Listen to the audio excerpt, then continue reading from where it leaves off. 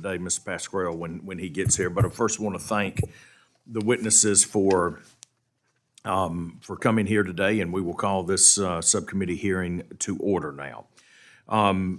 We'll start with my opening statement. We will hopefully by the time we get through that, Mr. Pasquarello will be here. We'll move to him and then go to each of you. So good morning again. For the first time in history, more than 1 million people are waiting on Social Security Administration to process their initial disability claim. Let me say that again. That's 1 million people are now waiting. On average, claims are taking 220 days to be decided. That's more than 100 days longer than it was in 2019, and more than 150 days longer than the Social Security Administration, what it defines as a minimum level of performance. The real world consequences for these individuals who are unable to work and wait for their disability decision is devastating. Many of these families and many of these individuals really get hurt by these delays. To help illustrate what the Social Security Administration's claim process looks like from a claimant's perspective, I'd like to submit for the record a statement provided to us by a beneficiary who waited more than a year for a decision that should have taken months, if not weeks. Without objection, I'd like for this statement to be entered into the record. She has a very, very severe condition and is unable to travel, and she was unable to be here to testify. But in place of that, instead of me reading the words and using that, I would like to play a recording of her statement as part of this opening statement. So with that, we will begin the recording. It was a semi-typical day. I was leaning on the countertop in our hall bathroom, waiting for my 2-year-old to finish going to the toilet. My husband was in the bedroom, sleeping off the previous night's third shift from his job, but had his phone on full blast in case I needed help. Suddenly, the muscles around my ribs cramped and I could barely get air in. I pulled out my cell phone and called my husband and said one quiet word: help. As I went to my knees, I thought to myself, I'm going to die on the bathroom floor in front of my 2-year-old. At that moment, the Social Security Administration had denied my claim for disability, stating that I was capable of work. If my husband hadn't brought my rescue medication, I would have died that day. Stiff person syndrome is an exceptionally rare, literally 1 in a million, permanent and progressive autoimmune neurological condition that the primary symptom is severe muscle cramps and spasticity. The spasms in me have torn multiple ligaments, broken multiple ribs, given me multiple attacks where I cannot breathe, and have left me screaming in agony more times than I can attempt to count. It also affects my central nervous system, causing things like seizures and vision problems. I do my best to complete something productive each day and be a member of my small family, but most of my time is spent asleep, either because of sheer exhaustion or the many medications I have to take each day. The two primary causes of death from stiff person syndrome are spontaneous apneic episodes and suicide. Let me repeat that. I am most likely to die from suffocation or suicide. It took me weeks to complete the Social Security application, both because of the breadth of information required, as well as system errors that would cause entire pages to empty of data. I received many unclear letters in the mail. Each time this occurred, I had to call up to confirm that my application hadn't been lost and that I was still in the queue to be deemed disabled. Stiff person syndrome is on the compassionate allowance list. These are supposed to be the cases where the illness is so severe that there doesn't need to be a wide assessment of validity of disability. However, my case was not treated this way. My case was denied. We were living on savings and a very small private disability insurance payment. Each month, we were calculating how much longer we had to live before the money ran out. I emptied my 401k. We had to pay bills late. We had to delay some treatments for my autistic son. Once my case was finally reassessed, my disability claim was approved and we reached received back pay, but my lawyer wasn't paid, and now I have to figure out how to address that issue. I am still awaiting my first monthly payment, but it has taken 15 months. This process can be made better for both employees of the Social Security Administration and claimants by simplifying it. Wow. Words say an awful lot. I know I almost wish at this point that we had our district office staffs here to tell story after story after story about what they deal with. And while the Social Security Administration claims it is working to address the backlog, we're seeing things go in the wrong direction. We're spending $100 million to fund outreach efforts aimed at increasing initial disability claims. And while they, on their own, disability claims have been declining on their own. Let me put this in plain English. If the Social Security Administration is unable to keep up with the claims that it has now, but is spending hundreds of millions of dollars to get more claims, it doesn't make sense, and it feels like that those dollars should be going to address the issue that is at hand. Over the past 12 years, the Social Security Administration has invested more than $300 million to obtain an up-to-date occupational data and to determine whether a claimant can work a job in today's economy. And although the SSA has acknowledged that this data is more useful and more accurate, they continue to rely on occupational data that is more than 30 years out of date. These are just a couple of examples of how the SSA is making life harder for claimants and making more work for itself. There are many more that we'll hear about today, and I hope that when we're finished with this, we will begin to be able to figure out better solutions so that we can help these claimants and help their families. That's what we should be about doing. So with that, I will yield to my good friend, gentleman from New Jersey and ranking member for this hearing, Mr. Pasquarello. Sir, you are recognized. Thank you, Mr. Chairman.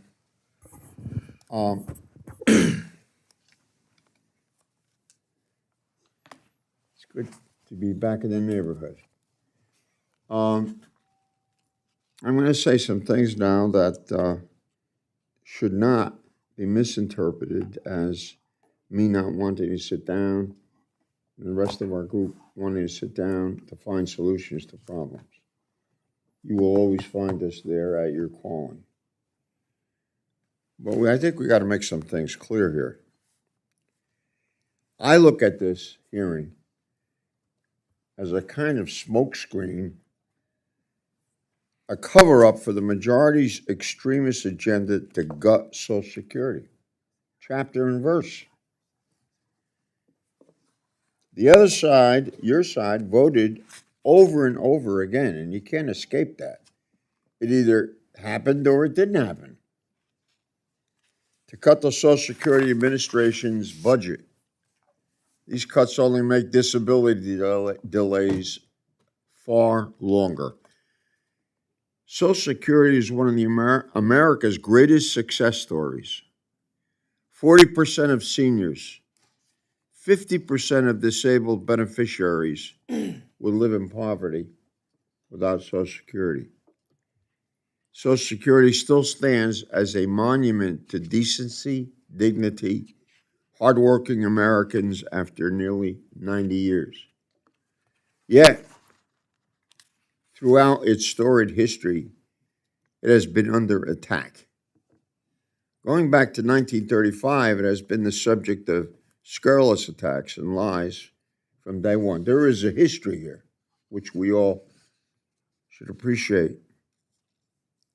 Let's not forget that House Republicans, Mr. Chairman, brought our nation to the brink of devastating default with the debt ceiling debacle. And we're going to go back to that not this time, but other time. We nearly saw millions of Americans cut off from Social Security for the first time in history. And we can't forget that. I'm not going to forget it. And I know you won't either. And the Republican Study Committee, which represents 3/4 of all the House Republicans, proposed slashing Social Security benefits by $718 billion over 10 years, which comes to over $750 billion, or $70 billion rather, every year. That's a lot of money. Far from Social Security saviors, I think the majority insists on seeking its destruction because they have a better idea. And we're going to wait for this better idea like we waited for the peace treaty of Vietnam. Where is it? I can't ask the guy who talked about it because he's no longer here. Our nation's retirement system is lurching toward insolvency. We've got to do something about it. We can do it. All of us. We can do this. No one party can do this. No one party. We have a sacred responsibility to address the actual challenges facing Social Security. We cannot tackle delays without ensuring that customer service at the Social Security Administration is fully funded.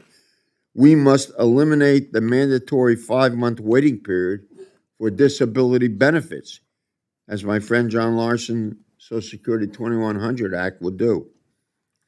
Enough dishonesty and misdirection. We either sit down, we either work this out, or Social Security will not be here.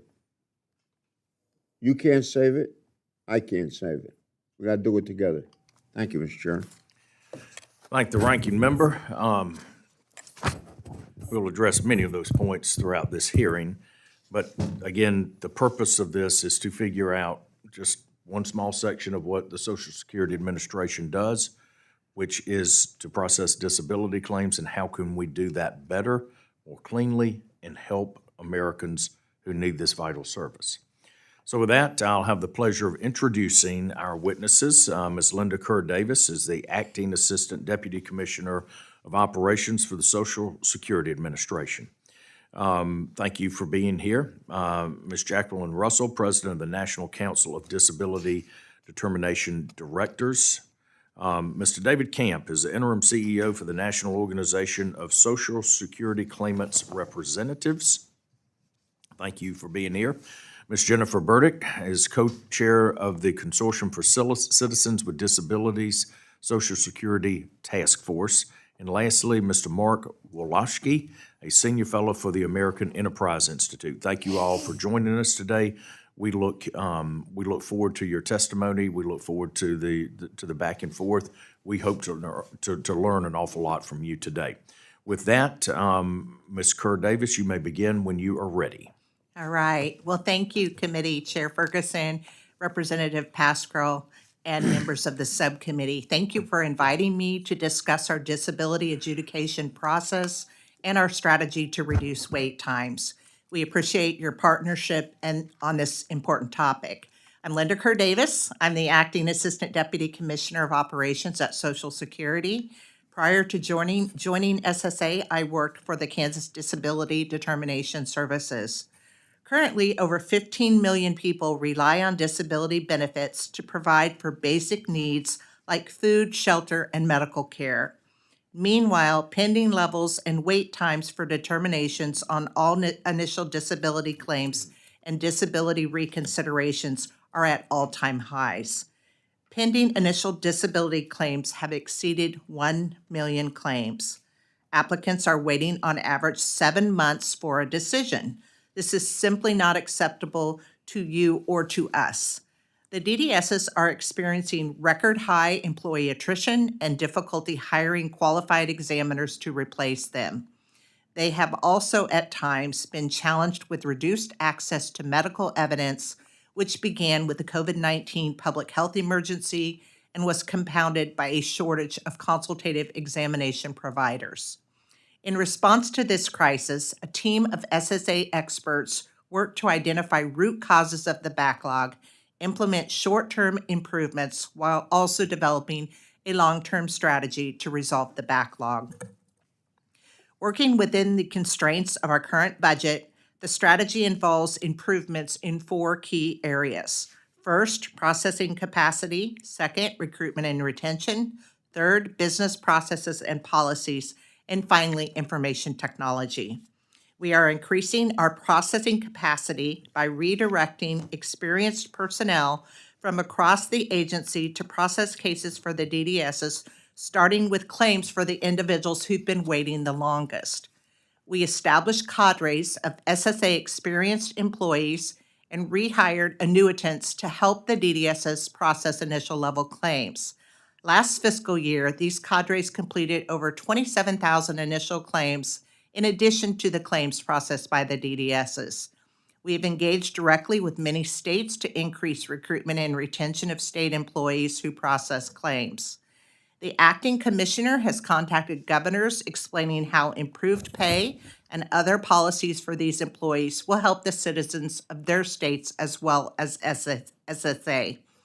Last fiscal year, the DDSs made progress by hiring about 2,500 full-time staff and ended the year with over 700 additional full-time staff on duty compared to fiscal year 22.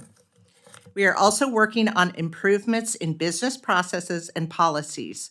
We continue to retrain field office staff to help make the disability determination easier for the DDSs by paying close attention to situations in which we can expedite disability payments. We've also taken steps to improve our information technology. We implemented a national case processing system, which replaced 52 independently operated DDS legacy systems. Today, all DDSs are using a uniform and modern system to process disability claims efficiently. The steps we have taken are beginning to show positive results. In fiscal year 23, we processed over 90,000 more initial disability claims than we did in fiscal year 22. Our goal of returning to pre-pandemic processing timeframes, however, is going to take years and will require sufficient and sustained resources. Our disability programs provide a vital safety net for your constituents. With the support of Congress, we have shown that we can tackle and overcome significant operational challenges, such as the hearings backlog crisis in 2016. We have a strategy to improve service and reduce the time your constituents must wait for a disability decision.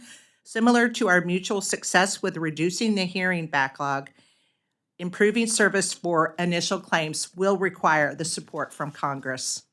Thank you for your interest in our efforts to improve service for the American public, and I would be happy to answer any questions you may have. Thank you so much. Ms. Russell, you're now recognized. Good morning. Thank you, Chairman Ferguson, Ranking Member Pascarell, and committee members for this opportunity to share. My name is Jacqueline Russell. I'm the president of the National Council of Disability Determination Directors. We're thankful to have membership from every state, and we regularly seek input from our membership on needs and best practices. I'm proud also to be the director for the North Carolina Disability Determination Services, and I have submitted written testimony that has details and data and examples of what I'm going to talk about today. I thank you for reading that. I'm starting our conversation with the strengths of disability determination agencies, which are in every state processing these disability claims.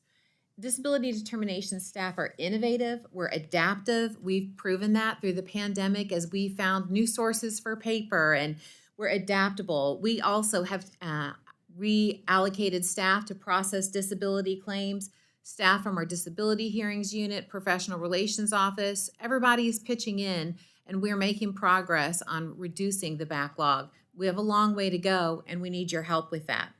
That leads me to just two focuses today that I want to talk about for areas of need. The first is a strong workforce. Disability determination staff, we need to be able to hire on an as-needed basis, in particular when we have losses. At the Disability Determination Agency, our budget already includes those personnel costs for staff. And when we have doctors or disability examiners that leave, we need to be able to have consistent, stable hiring authority every year for those losses. That will help us with our retention. We also need to have consistent overtime access for all case types. We're thankful that this week we received overtime to support continuing disability review cases, and that is important. We also need consistent overtime for initial and reconsideration cases so that we maintain this progress that we've been making on the backlog.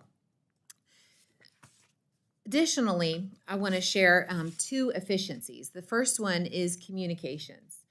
Currently, disability determination staff, we have two approaches to connect with claimants. The first is the U.S. Postal Service, and the second is by phone. And in this day and age, a lot of people don't like to pick up the phone when you call them.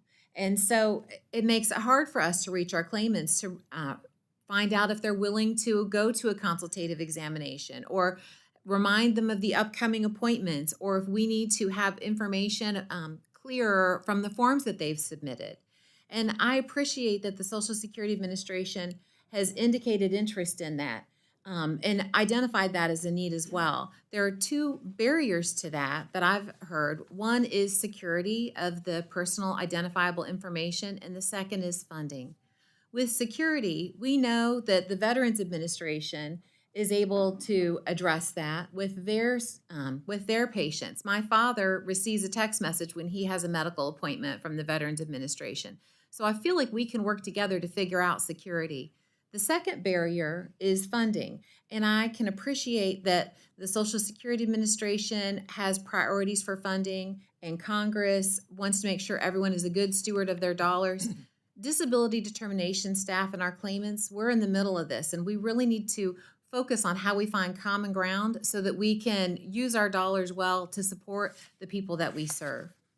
The second efficiency I want to talk about is a decisional authority, and I appreciated, Chairman Ferguson, what you shared with the claimant's message, because that's the exact type of decisional authority that we would like to see happen. A decisional authority would allow a trained disability examiner to make a decision on some case types without review from a medical consultant and psychological consultant. Those would often be a critical or terminal illness, and that allows us to get the decision to the claimant faster. Now, we know this can be done with high quality because the Office of Inspector General did a study on a past pilot that showed 97% accuracy with this. And so that was high quality, and also an average of 11 days faster processing time. So we know that a decisional authority would support people applying for disability benefits to receive that. North Carolina was a part of that pilot, and in 2015 studied that impact. We were able to process 12.7% of our workload with that decisional efficiency, and that was the equivalent of 12 medical consultants, our hardest to recruit and retain staff, and our highest paid.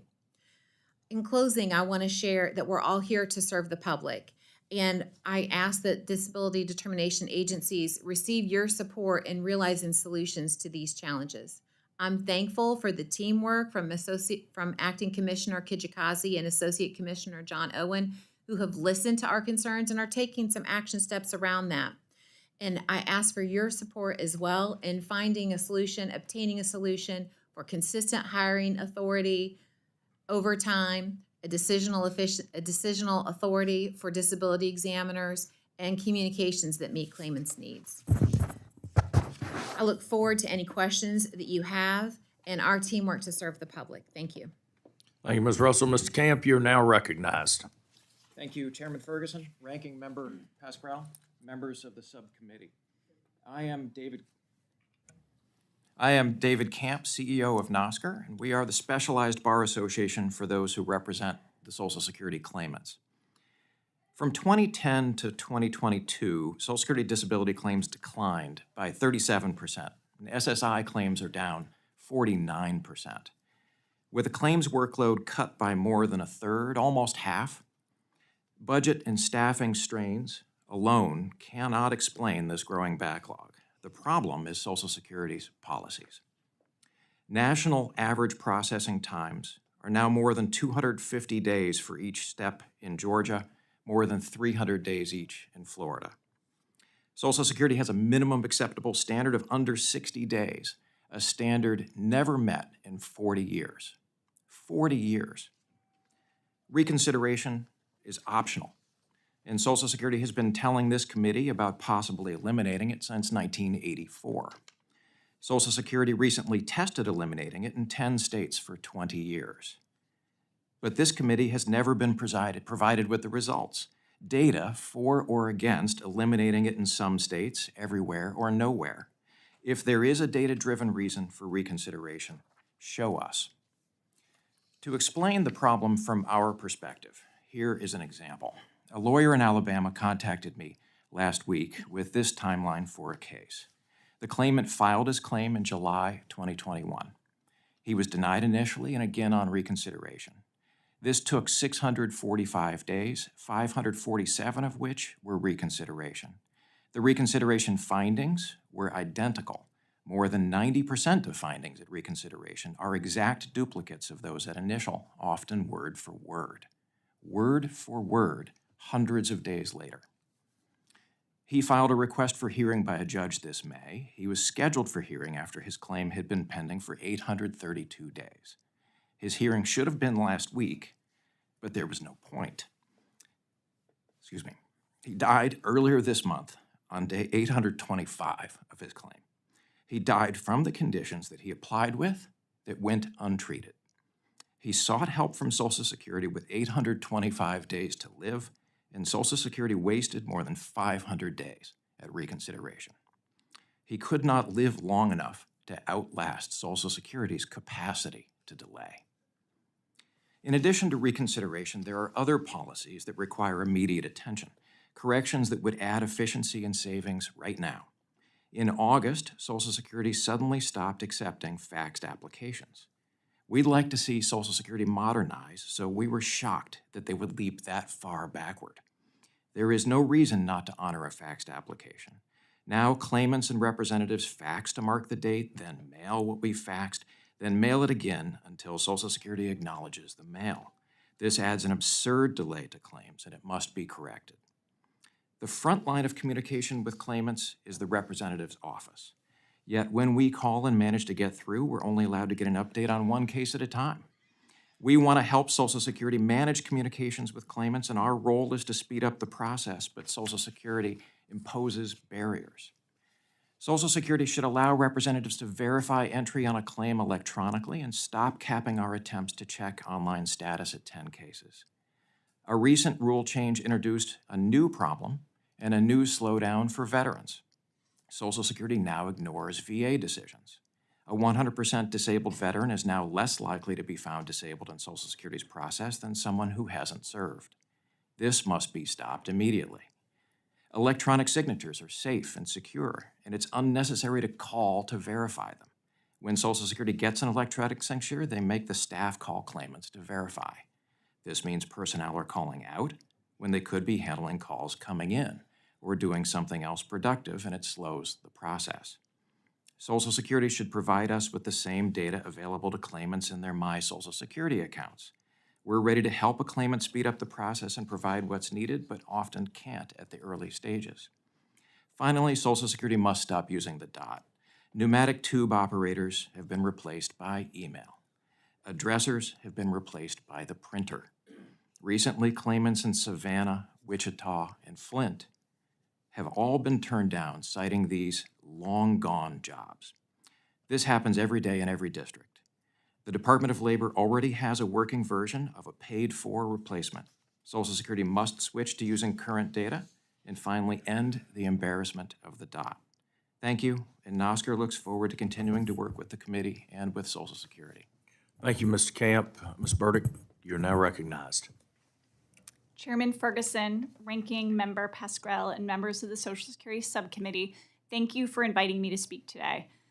I'm here on behalf of the Consortium for Constituents with Disability, the largest coalition of national organizations on behalf of people with disabilities. I've also been a Social Security disability attorney for the last 10 years. Now, make no mistake, SSDI is vital to the people who receive it. And I appreciate, Chairman Ferguson, you centering the claimant story at the beginning, but I want to spend some time highlighting how critical this is by sharing a few more of my client stories.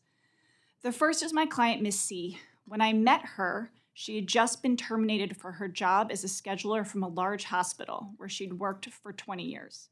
The thing is, in her 20s, she was the victim of a very violent crime that triggered mental health symptoms. With the help of a psychiatrist and a therapist, she was able to continue working for many years, but then her mental health declined. And despite medical leaves with more extensive treatment, she eventually was terminated. Now, fortunately, she learned that while working for almost 20 years, she had paid into the Social Security system, earning insurance not only for retirement, but also in case of severe work-limiting disabilities. So she applied. But like 62% of claimants, she was denied when she first applied. And like 85% of people, she was denied a reconsideration review, which I know we've heard a lot about today. She eventually was approved and received $1,400 a month, which is very close to the average but modest SSDI benefit of $1,483 a month. But it was enough to keep her in her home. Another client, Miss G, was a longtime hospice nurse, but she was born with a heart defect, which despite 2 surgical repairs, eventually gave her debilitating heart disease.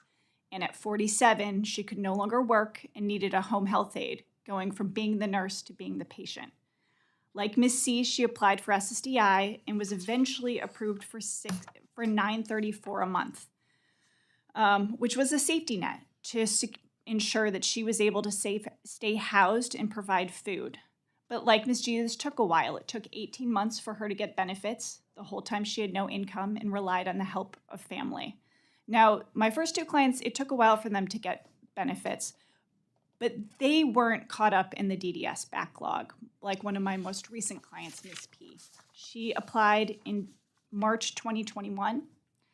It took her 239 days for the DDS to issue a decision on her initial application, which is 7 months and 25 days.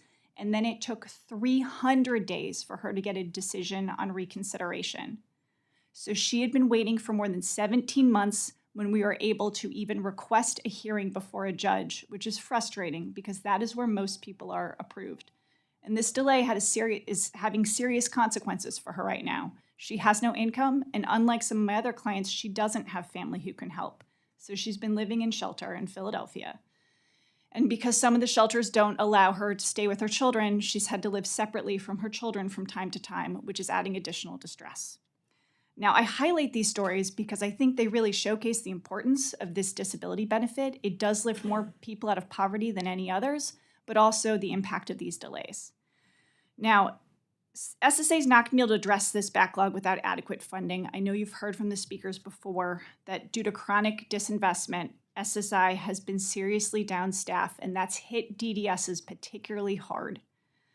And these staffing losses have come at the same time that there are new Social Security rules, like the all evidence rule, that are making claims bigger than they ever were before, meaning that there just needs to be more bodies to work these claims. And this won't happen unless Congress provides SSA with meaningful sustained funding consistent with the President's fiscal year 2024 budget request. Now, in my written testimony, I've also highlighted a number of process recommendations that would also assist with this backlog at the margins. But the one I really want to highlight and that would have the most significant impact is eliminating reconsideration review. I know Mr. Camp just talked about this as well, but this level of review is largely seen as a rubber stamp. I'm from Pennsylvania. I was one of the states where we didn't have it for 20 years, and I can't say that it has helped the process for any of my claimants. And by eliminating it, DDS staff could immediately be freed up to focus on the initial claims and work on this backlog.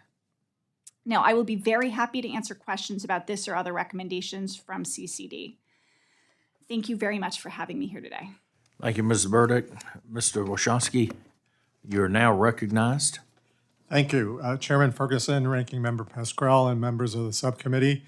I am Mark Wachowski, a senior fellow at the American Enterprise Institute. From July 2017 through January 2021, I was Deputy Commissioner for Retirement and Disability Policy at Social Security, where I led the development of a revamp of the medical vocational roles for eligibility for disability benefits. I understand now is a very difficult time at the agency. No doubt there are many causes for this sudden and sharp deterioration in service and employee morale, and that these causes are both short-term and long-term in nature. But I want to focus today on a very important long-term solution to the service and resource problems at the agency. The currently needlessly complex and outdated rules and data that both claimants and the agency use to determine eligibility for disability benefits have to be simplified, modernized, and automated. And actually, a fully specified disability eligibility simplification and modernization proposal currently exists at the agency, waiting to be published. And really the question is, where is it? But first, let me give you just a bit of background to determine eligibility for disability benefits. SSA uses a 5-step evaluation process. The last 2 steps constitute the medical vocational rules, and they have not changed since 1978. They largely rely on job requirements data from the Dictionary of Occupational Titles, the DOT, which was created during the Great Depression and last partially updated by the Department of Labor in 1991 and not since. Among its 14,000 occupations, and I liked Mr. Camp's example, I have a few others, which are deemed to exist in significant numbers in the economy. The DOT has a phonograph cartridge assembler and a web press operator, print, that does not have a web designer. Furthermore, it has never included the mental requirements of work, an increasingly important factor in the modern work environment, as we've heard today. The regulation adopted in 1978 included a fairly prescriptive vocational grid for Step 5, which is outdated and largely inadequate. It is now used only in about 10% of Step 5 cases. For the rest, the rules are a framework, but they rely on a detailed and often very semi-informed analysis of job requirements and numbers of available jobs in the economy by SSA vocational specialists and vocational experts paid for by SSA. This adds time and it adds expense. These rules also dictate a difficult, expensive, and often inconsistent and arbitrary assessment of the ability to adjust or transition to new work at older ages. This also takes time and is very, very inefficient. The grid or the framework, it produces arbitrary and inequitable results, often related to age, and in my testimony I give some examples. There are particularly noticeable jumps in awards at age 50, which the regulations call closely approaching advanced age. Age 55, advanced age, and age 60, demarcations in the current regulations, giving considerable and increasing leniencies in eligibility standards. The natural increase in disability awards, according to objective definitions of disability, would be much more gradual with age without those rules. And there have been many changes in the American labor force since the 1970s that really do add weight to the case for reform. People are working longer, older people are working longer. There are a lot of new technologies and changes in the economy that reduce the physical aspects of jobs. There's a lot more part-time work than with substantial pay than there was in the past. This is not reflected at all in the current regulations. A modernized vocational database should replace the woefully out-of-date data currently in use. As we've heard, the Bureau of Labor Statistics and its team of nearly 200 field economists have produced in 2019 and 2020 a complete first wave of detailed occupational requirements, ORS information. Thus far, ORS has cost the SSA about $300 million, now roughly $42 million a year to run the survey, and we have not seen its use yet. With this new nationally representative data on work requirements, policymakers can make sensible policy changes to the programs. For example, if only entry-level work is considered as Step 5, the complex and time-consuming transferability of skills analysis performed at older ages can be omitted entirely, a significant simplification. Similarly, all this data would be housed in a public platform called the Vocational Informational Tool, the VIT, that combined with the streamlined new regulations would simplify and automate the vast majority of claims. When I left the agency in January 2021, this rule was ready to be published. We know that under current rules, some claimants are being inappropriately denied benefits and others are inappropriately being awarded benefits. This should not continue. Thank you for your invitation to speak, and I'm glad to answer your questions. Thank you, sir. I appreciate it. Now we'll move to the question and answer session. Every now and then, my dear friend from New Jersey and I both agree on something. There are a lot of times I just simply want to look at him and go, "Bless your heart." But we have found something that's common here, and I was going to jump on it. I'm going to ask my friend to, when it's his turn for questioning, to address it, and that was, Mr. Camp, your description of the difference between when a claimant is 100% disabled by the VA and they're not by the Social Security Administration. We're going to dive into that a little bit later. But a couple of things that stood out to me in the testimony. Ms. Davis, just an observation. You went through a list of things that, that you were looking to do to improve. And you said, and finally, IT, or finally, technology. I certainly don't mean to sound like I'm preaching to you, but I would start with IT and not make it the final thing that you've got to go to. We've heard time and time again from the administration that it is all about personnel and increased money for that personnel. Certainly understand that it does take people, but I think there has to be a renewed interest, not a renewed interest. There has to be laser focus on the implementation of proper technology. I just think that you cannot, no business in America, no government agency can solve the problems that they have with processing if they don't use proper technology. We found it again, twice in one hearing. Oh, I don't know what that means. Yeah, exactly. It does have me worried.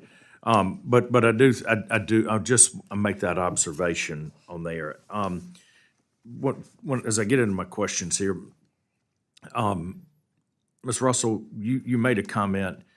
You said that if you have consistent hiring authority, you said that would help with retention.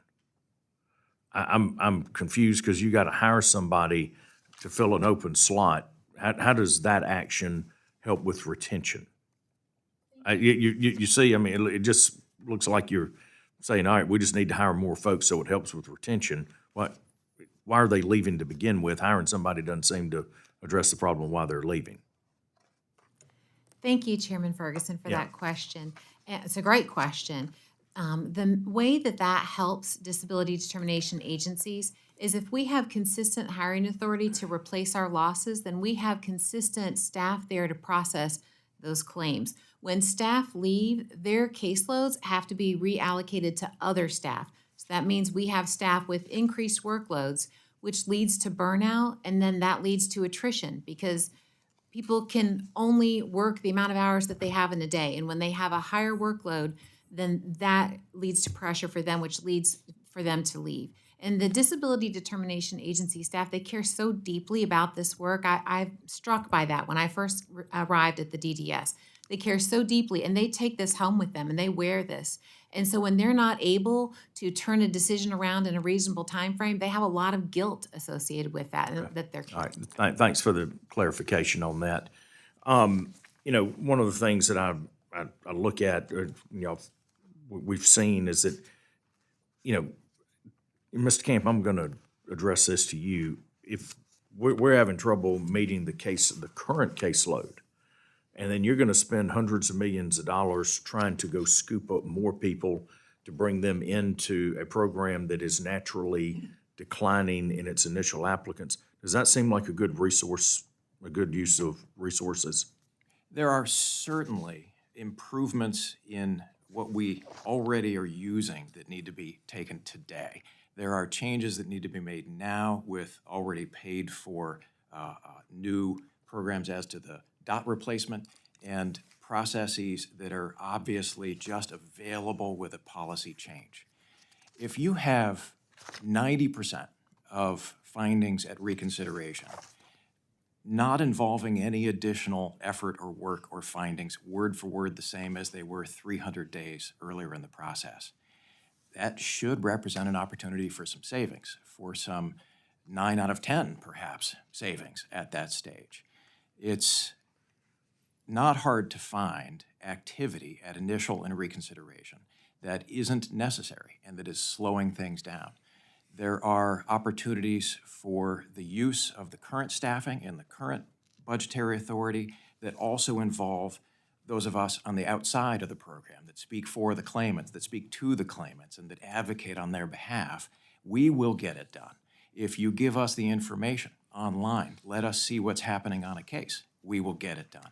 We will answer the claimant's questions. We will go get that evidence. We will speed up their process if they let us do it. And we'll do it without an appropriation. Okay.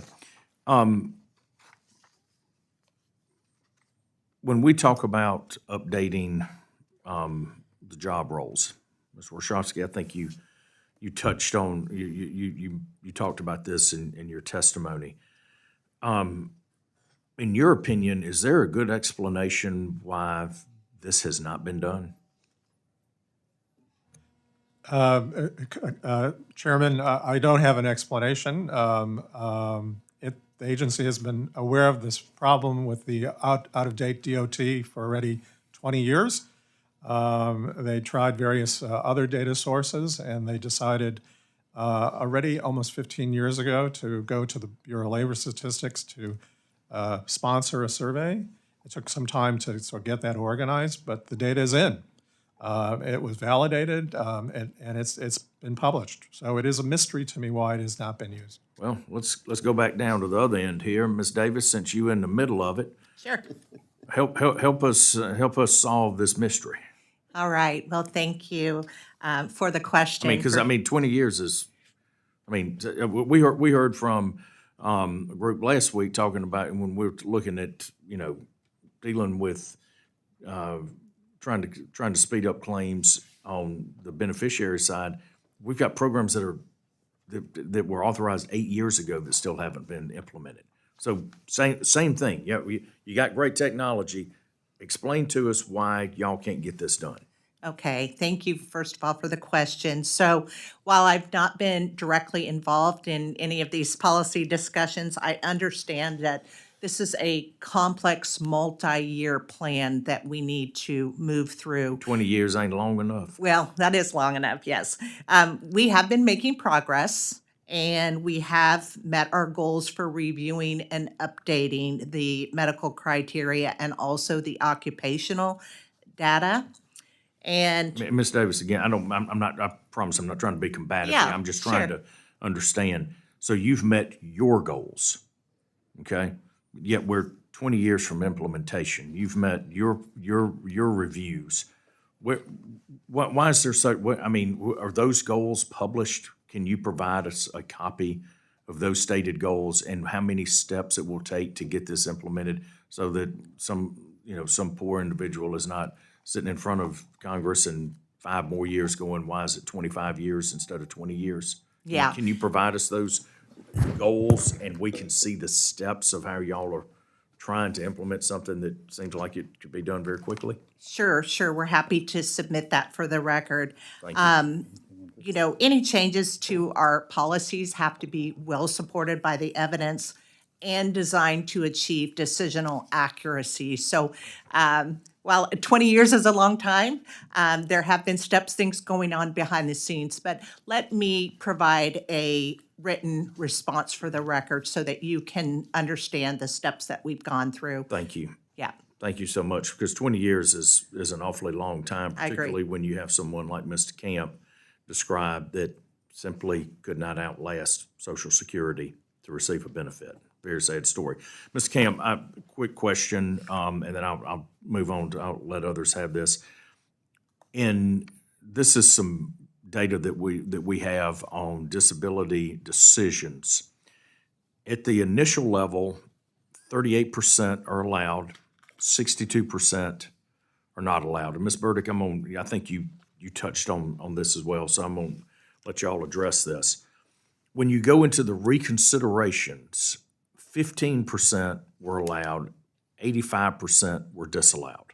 Okay, so you've got a huge chunk over here that are not being allowed.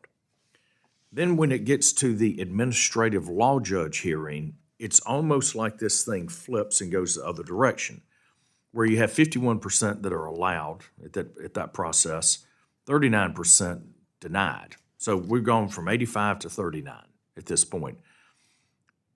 Who's right and who's wrong? Is the judge right or is Social Security right? Mr. Camp, I'll start with you. If you compare the attention paid to the claim at the early stages to the attention paid to the claim by a judge, with a lawyer in the room, with witnesses called, with all of the evidence updated, it is 15 minutes to hours.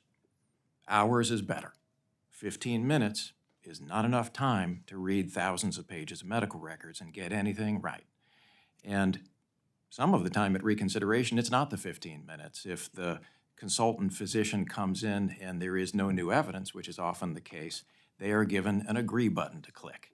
300, 500 days later, come in, you don't even need to spend the full 15 minutes, just click a button and walk back out.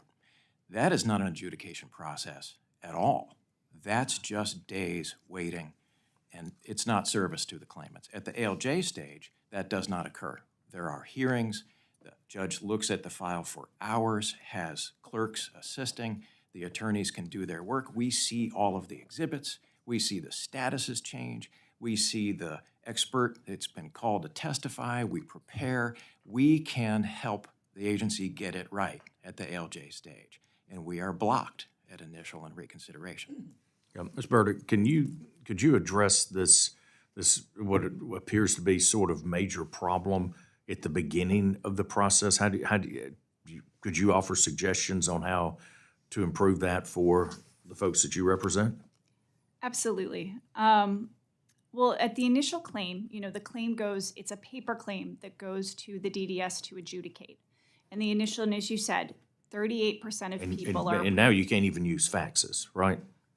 You can't use faxes, though you can sometimes be on electronically. So if people come to us early, we are helping to get the evidence, submitting it to the initial adjudicator who is looking at it. But there is only so much you can do on a claim when you are just looking at paper. So the difference between when the case is a DDS and when it moves on to administrative law judge is you have a human in the room and you have the claimant has an opportunity to go before that judge and explain how their combinations of impairments really meet the standard, right? A lot of people are not just don't have just one problem that makes them disabled. Frequently, you have a lot of things that come together, right? And so what's problematic about having this secondary level of review is if they can't see it on the paper at the initial claim, why is another person gonna be able to do that same thing? What you really need is that different format where there is a conversation. But to help people at the earlier level, having one of the things that we think is most important is rejiggering the current rules to make sure those initial adjudicators are getting more treating source evidence. It makes common sense that people's treating providers know the most about them. They have a history with you. They've talked to you most of the time.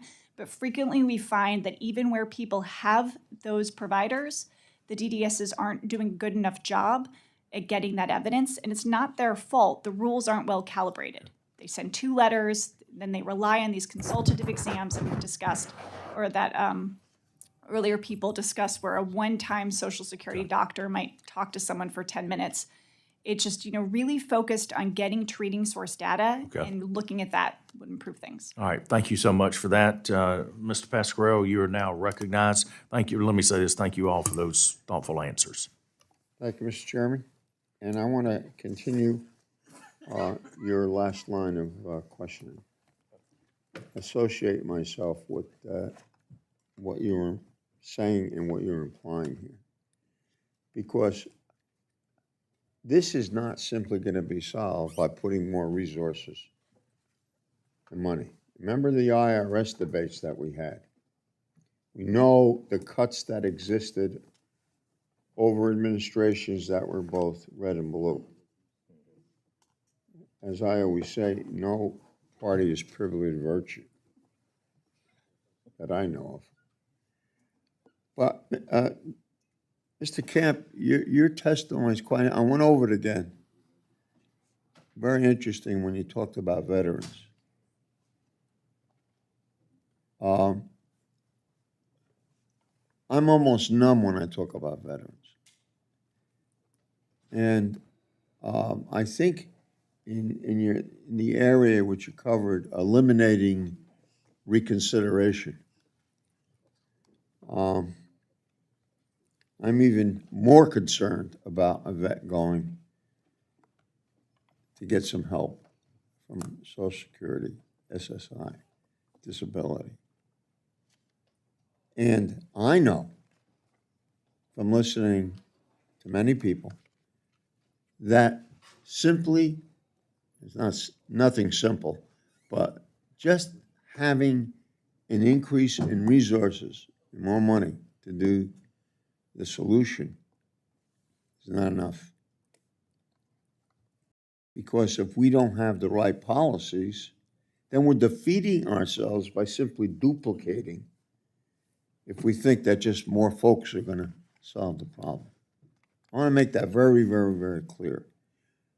And, you could simply, slide it away by saying, just throwing money at the problem. You've heard that millions of times. But there is a problem. Money is part of the solution, but policies probably are a greater part of the solution. Would you agree? Yes. How do you get that point across? Besides, your illustrations are the best, or what?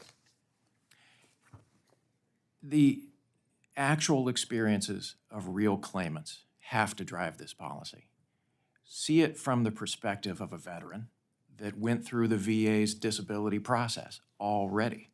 Lots of expense, lots of time, lots of filling out forms, going to see their doctor. They see all of their evidence. Now that same person with that same evidence and those same conditions goes to another federal government agency and has to repeat the entire process and has that second agency say, we will not pay attention to the VA's findings. See it from that veteran's perspective. Right. That drives the policy decision then, which is that all adjudicators at Social Security should pay careful attention and discuss how they've considered the findings of the VA. I think that's a good model example for a lot of federal agencies. These are replicated in most of the agencies that we were mentioned this morning. But I think it's something we need to dig into. You have to have modern technology.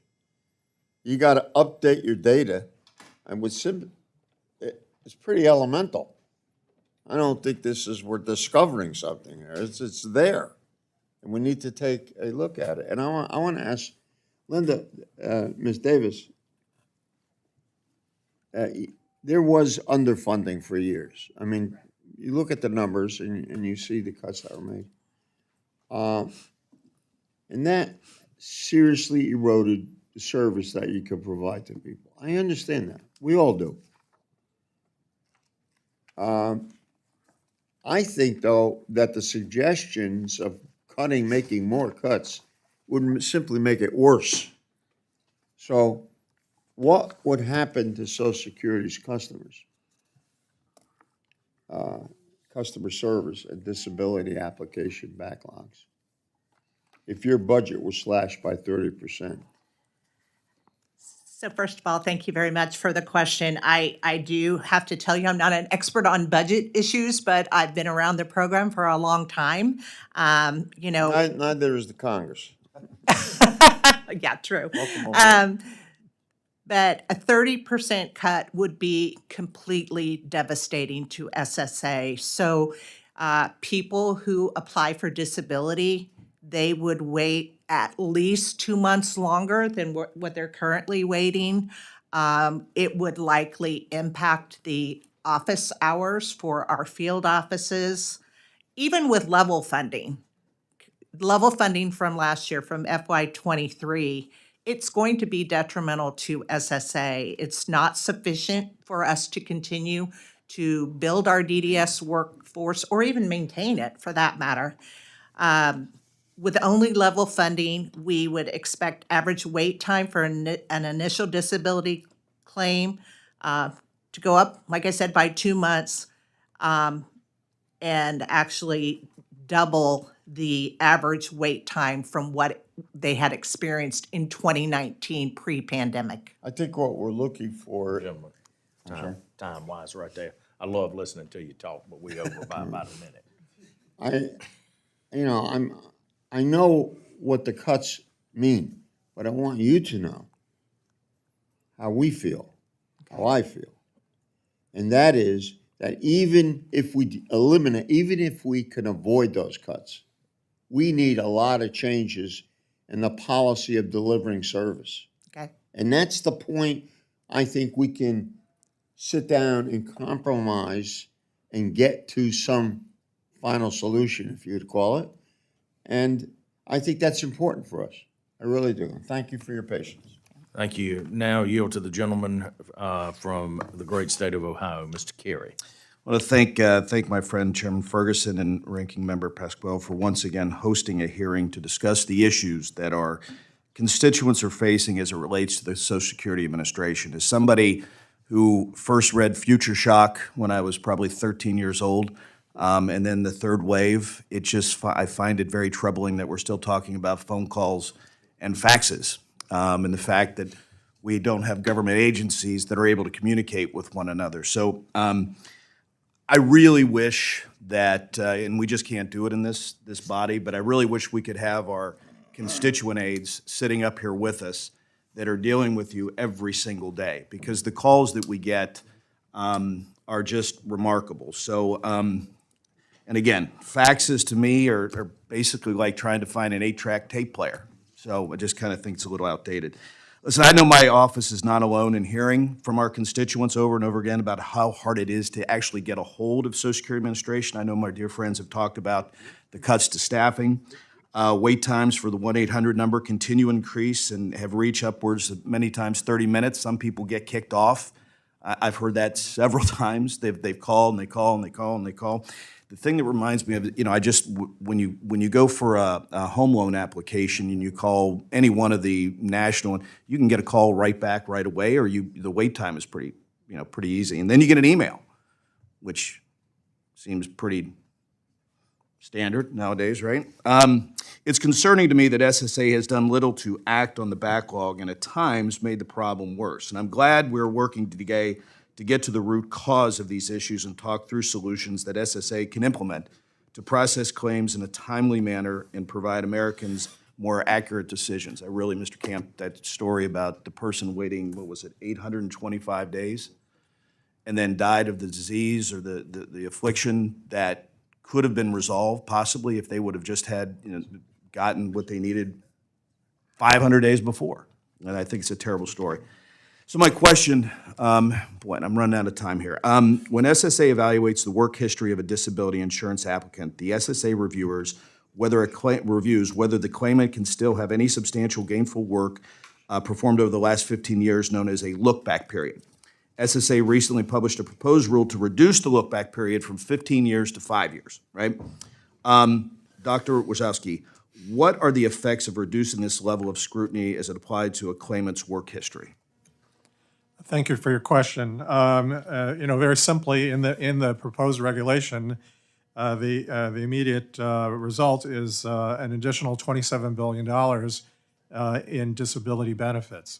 That is not related at all to an assessment of the person's ability to work, because basically you've chopped off 10 years of a work history. And so there really is no justification provided in the proposed regulation.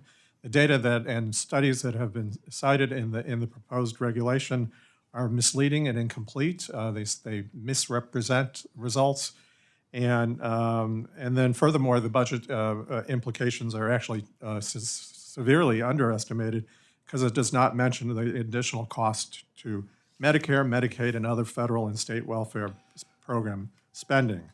And finally, they justify it by saying that work conditions have changed over time, which they certainly have, and that's the whole point of getting new data, but yet they don't cite the data.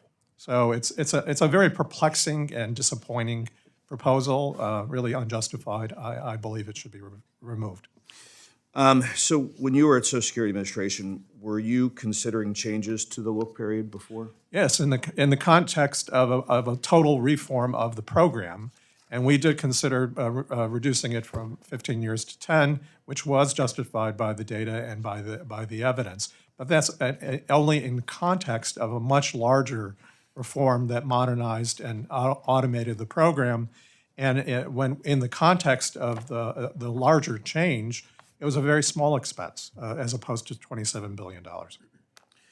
I want to thank you all, and again, I appreciate the chairman, the ranking member, for having this important hearing, and just know that we all do appreciate you. I know you probably spent many hours preparing for for this hearing and appreciate all your comments. Thank you very much, and Mr. Chairman, I yield back. Thank you, Mr. Carey. Next, we go to the gentlelady from California, Ms. Sanchez. Thank you, Mr. Chairman, and to our ranking member. Last week, this subcommittee met to discuss SSA overpayments, and my Democratic colleagues and I spoke about the delays in customer service, the lengthy phone wait times, and the catastrophic effects of proposed Republican cuts to Social Security. Yesterday, my Republican colleagues elected Speaker Mike Johnson, the chair of the Republican Study Committee, and the author of the budget proposal cutting and privatizing Social Security.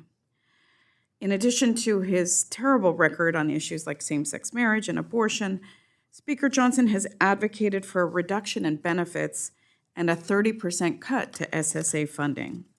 And apparently my Republican colleagues see that as a positive attribute. But we know that this isn't the case. Social Security is a vital program that grants almost 9 million Americans disability benefits. Although the process for approving disability payments may be flawed, the solution to the issue is, from what I'm hearing today, not cutting costs. What I've heard today is that we need some policy changes, and we also need some important investments in the program. Ms. Burdick, I heard from several of the witnesses on the panel today that the hiring and retaining of staff is one of the biggest challenges to cutting the backlog. In fact, I heard things like, we need a consistent and stable workforce to reduce the backlog. We need hiring authority to prevent burnout and attrition. Those were just some of the things that I heard today from out of the mouths of witnesses. Can you tell us how cuts to SSA's customer service budget impact American people's ability to access their hard-earned Social Security benefits, including their Social Security disability benefits? Cuts to customer service would be extremely harmful to people trying to access this system. As you've already heard, it is very hard to access Social Security right now. It is hard to get through on the 1-800 number. It can be challenging to apply for Social Security disability benefits. Many people who are applying for disability benefits are not even able to apply online yet. Even if there's a partial online application, there has to be an interview with the field office. And by cutting funding for customer service, that's going to be even more challenging. But I want to talk about it like on the ground. For claimants who are trying to apply for benefits, this can mean multiple appointments, multiple phone calls, and we see lots and lots of people get overwhelmed and drop out of the system because the thing they're applying for may be a disability that makes, in participating in this kind of process challenging in the first place, whether it's anxiety or cognitive limitation or so I think it would be very harmful if the customer service were to degrade even farther than it is now. Thank you. And I want to thank you for your testimony that focused really on the hardships that people with disabilities face in trying to apply for and receive those benefits. And clearly, those hardships and delays could potentially be reduced by increasing the resources at SSA instead of cutting them. You mentioned that you supported President Biden's request in the budget. President Biden has requested a $1.4 billion increase for SSA's operating budget in 2024. However, some of my colleagues on the other side of the aisle have the opposite idea.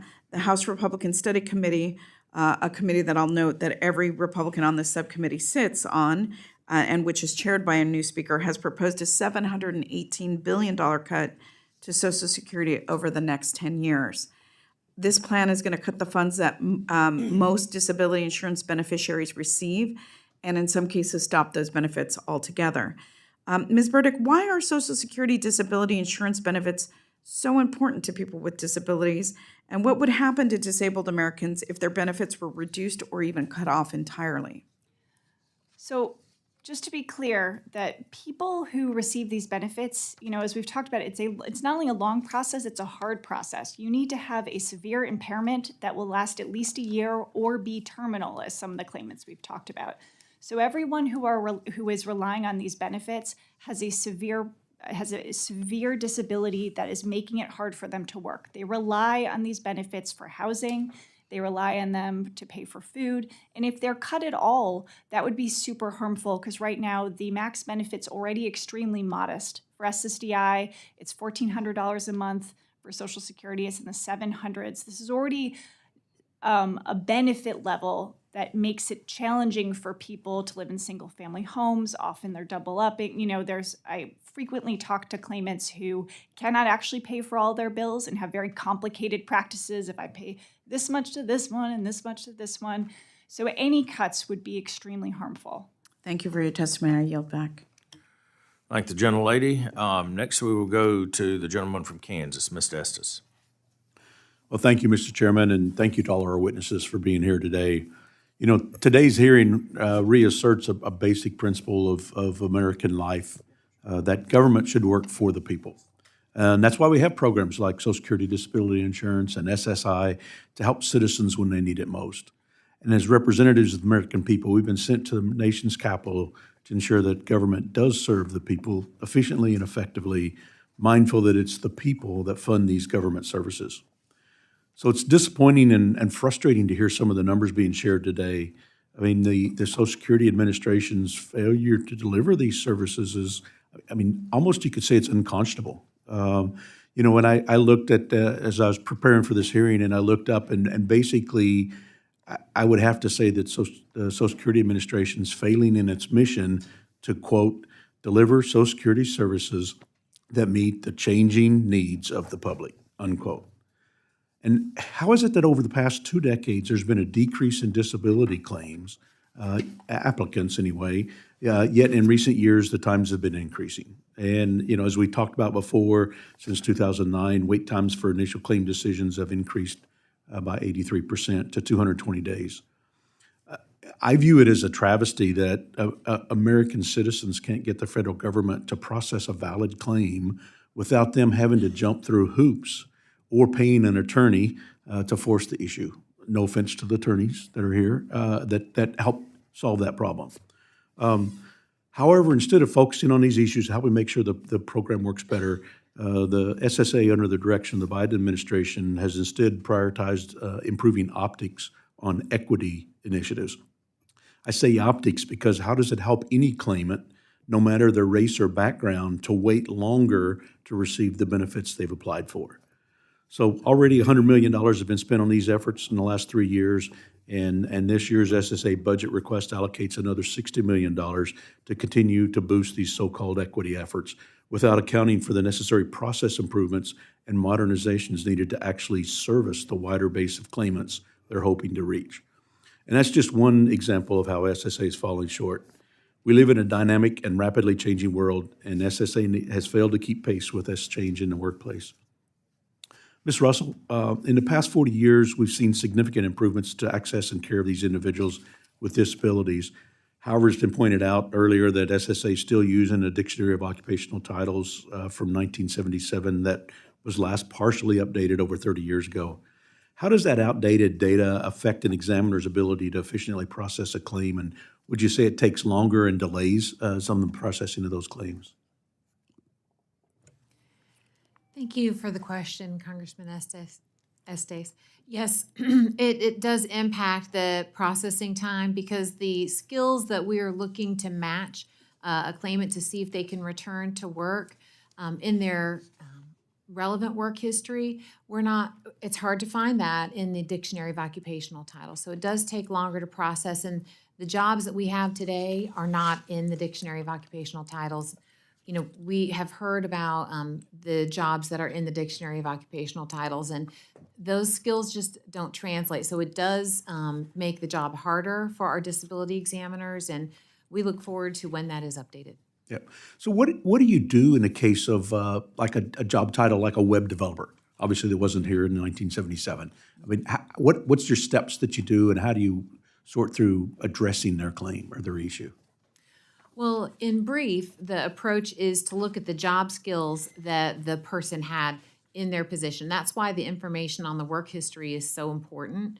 And that's also why the information needs to be relevant and recent in the work history, because the job that a person did 15 years ago, they may not be able to do that job anymore. But for example, with your example, web design, we're looking at the skills that are described for that work, and then we're looking at skills that are in alignment with that for other jobs that are in the Dictionary of Occupational Titles. All right, well, thank you. And I was glad to hear in your remarks, you talked about you have the funding to pay the personnel. You just need to be able to get them hired so that they can actually be there to do the processing, which obviously is an issue across the country now with our workforce shortages. And Mr. Camp, your story really, I guess, is heart-rending to go through that in terms of the issues that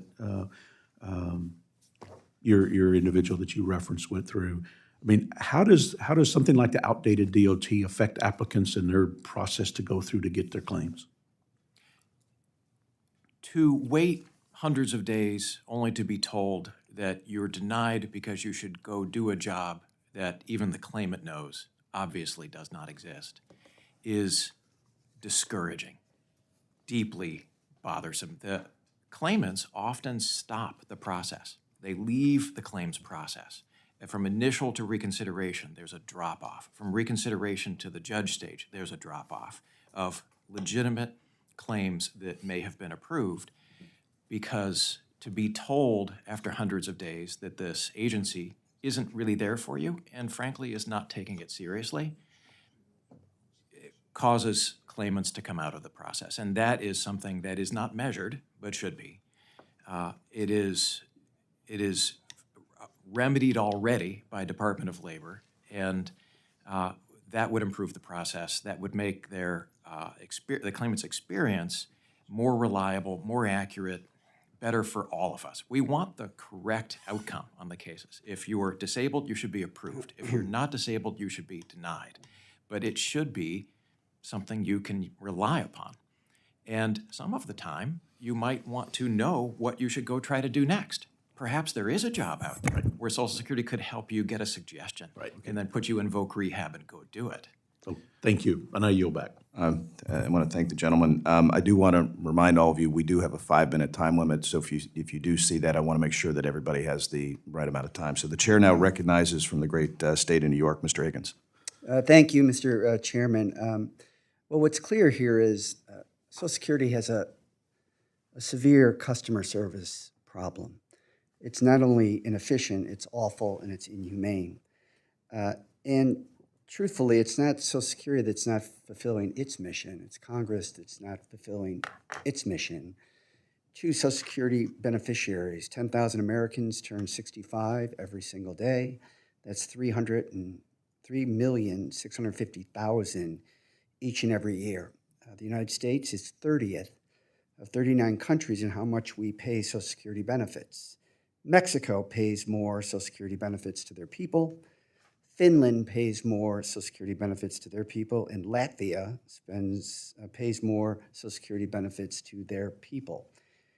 10,000 Americans die every year waiting for a disability claim.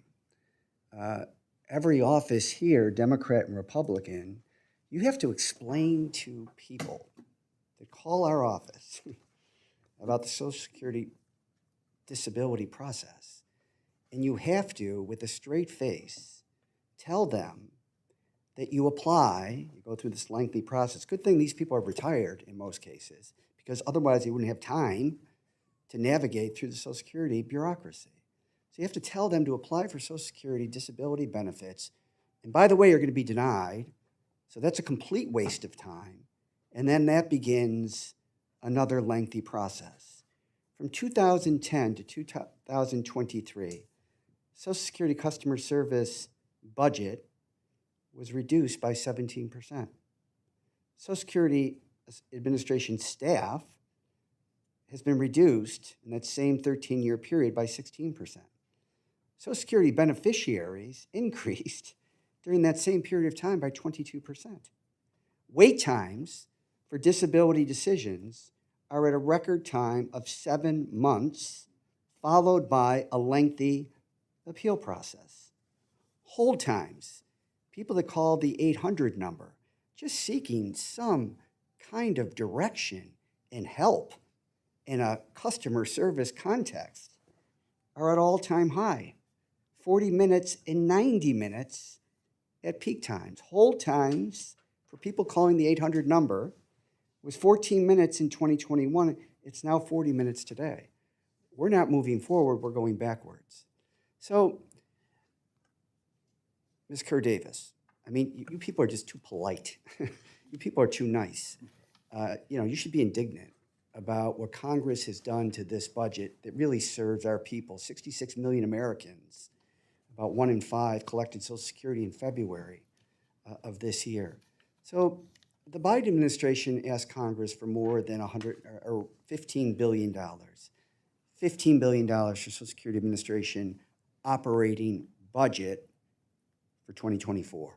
And as my colleague, Ms. Sanchez said, that's a $1.4 billion increase from 2023.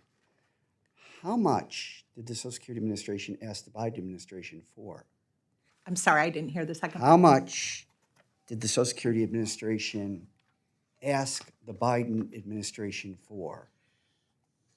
So the amount that we need for this fiscal year to continue to make the progress that we had put in place in FY23 is $15.5 billion. 15.5. So that's what Social Security submitted to the Biden administration's budget director to say this is what we need. I'll need to verify that was the amount that but I know that's what's in the president's budget. So it's 500 million short. Correct. Okay. So you're asking Congress today to, when it does its work on the budget, if it ever gets around to that you actually need to address all of these problems that everybody here is concerned with, Democrat and Republicans, you need $500 million more. Correct. So for us to continue to make the progress that we've made, so one thing you need to recognize is that we serve more beneficiaries than ever before. While agency and state staffing have been at all-time lows, people continue to go onto the retirement rolls and they continue to apply for disability. So we urge you to support the president's $15.5 billion so that we can continue to make the progress that we need. We realize we're not delivering the service that any of us You missed want. my point. He asked for $15 billion from Congress for the total Social Security Administration operating budget in 2024. That is $500 million less than what you reported to the administration relative to what you need to address these problems that we've all cited. Okay. So you would ask Congress to approve $500 million more than what the president requested of Congress to get you to where we all seemingly want you to be. Okay. So, yeah, I see your point. You're way too nice. Look, I I'm get going to it. need to confirm that, and we'll submit something for the record. Yeah, there's no more. The American economy is, we are 25% of the world's economy. We're 5% of the world's population. Our $25 trillion economy is 70% consumption. And if you have 66, $70 million Social Security beneficiaries in America today, and that goes up by 10,000 a day, offset by deaths, I presume, then these individuals are not saving that money. They're spending the money that they already saved throughout their entire lives. So not only is it good for the good that it does for these individuals, but it's also good for the economy of America. Mr. Higgins, thank you. I need to move on. And Mr. Chairman, I apologize. I have gone over the last two people about 4 minutes, so I just wanted to say, I know. So I'm moving on.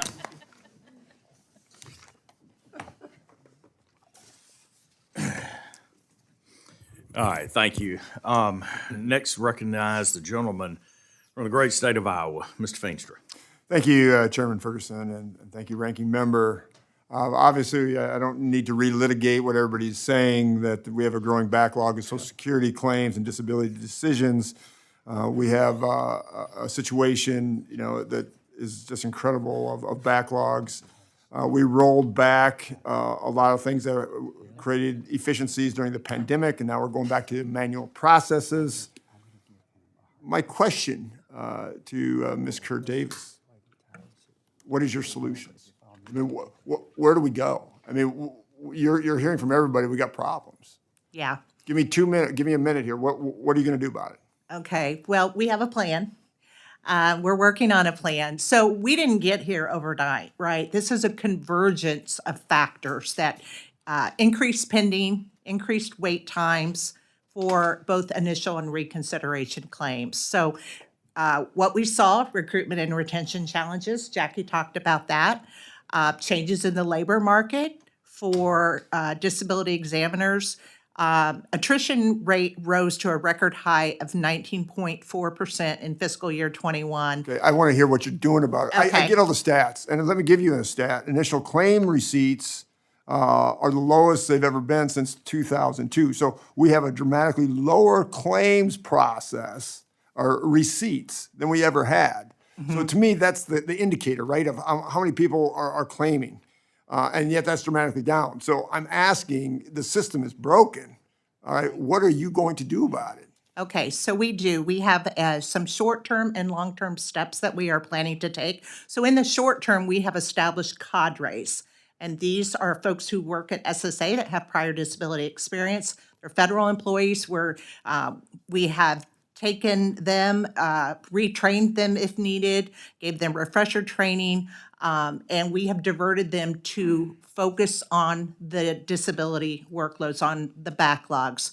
We are also looking at the DDS hiring practices. As I mentioned in my testimony, the commissioner reached out to governors about what they could do to help us with recruitment and retention. We also have longer range plans that are more customer focused on communication policies. Again, people don't want to be contacted by phone. We also are improving technology and then looking at the vocational aspects or the look back period of what it takes to adjudicate a disability claim. So there's not a silver bullet here. It's going to be a lot of different factors, but we have short-term plans, we have longer-term plans. But to do that, we're going to need sufficient and sustained resources. Okay, and you've got the resources. I mean, I've looked at what all the money that has come in, and this is my biggest issue that no one is saying. All right, you had just had an additional $60 million come in. There's a lot of money out there, and here's the problem: if you look over the last decade, all the money that's gone in to help this out, and we're still in this problem. I mean, this isn't just today's problem. This was 5 years ago problem. This was 10 years ago problem that we've been talking about this. We're still doing manual processes. SSA is still using occupational data from 30 plus years ago. So I hear what you're saying, but it does not resonate with me because of the long wait times that are happening. And it's from administrative law, right? I mean, being an administrative law judge, not myself, but you have to wait a long time before you get there, and then you have to wait another 60 days or more for the review decision. I mean, the process is broken. So, Mr. Warshazorski, I mean, help me out here. As the appeals council process, has that ever been discussed of how long these wait times are? Well, Congressman, I agree with the gist of your approach is that this is not a budget problem. This deterioration is very sudden and very severe, and it's come basically in the last 2 to 3 years. We really never saw such long wait times at the initial stages before. And really, there has to be it's not a budget problem. There is a management and labor, and maybe it relates to the reintroduction of the reconsideration.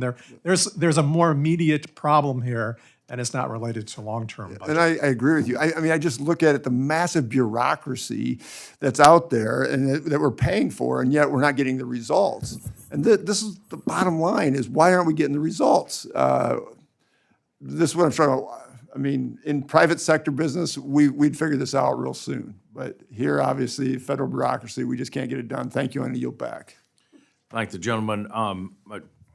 Your line of questioning, your answer reminded me of something Mr. Camp, I believe it was you that pointed out that what is considered an ideal wait time is 60 days. And that's not been met in 40 years. Not ever. Thank you. Next, we'll go to the gentleman from Florida. Mr. Stubbe, you're now recognized. Thank you, Mr. Chairman. The Social Security Disability Program is broken. It's broken in its finances, it's broken in its process, it's broken in its modernization. The solution to these problems is not a dollar amount. As we have seen far too often, the federal government throwing money at a problem does not fix the process. Congress has already given hundreds of millions of dollars to the Social Security Administration to modernize its claims process. And if we have heard here today, SSA has failed completely. The Dictionary of Occupational Titles, the SSA's list of jobs, was created more than 40 years ago and last updated in 1977. I wasn't even born the last time it was updated. Some applicants have been denied disability because Social Security told them they could perform such jobs as egg processor, dowel pin inspector, or nut sorter. Yes, I said nut sorter.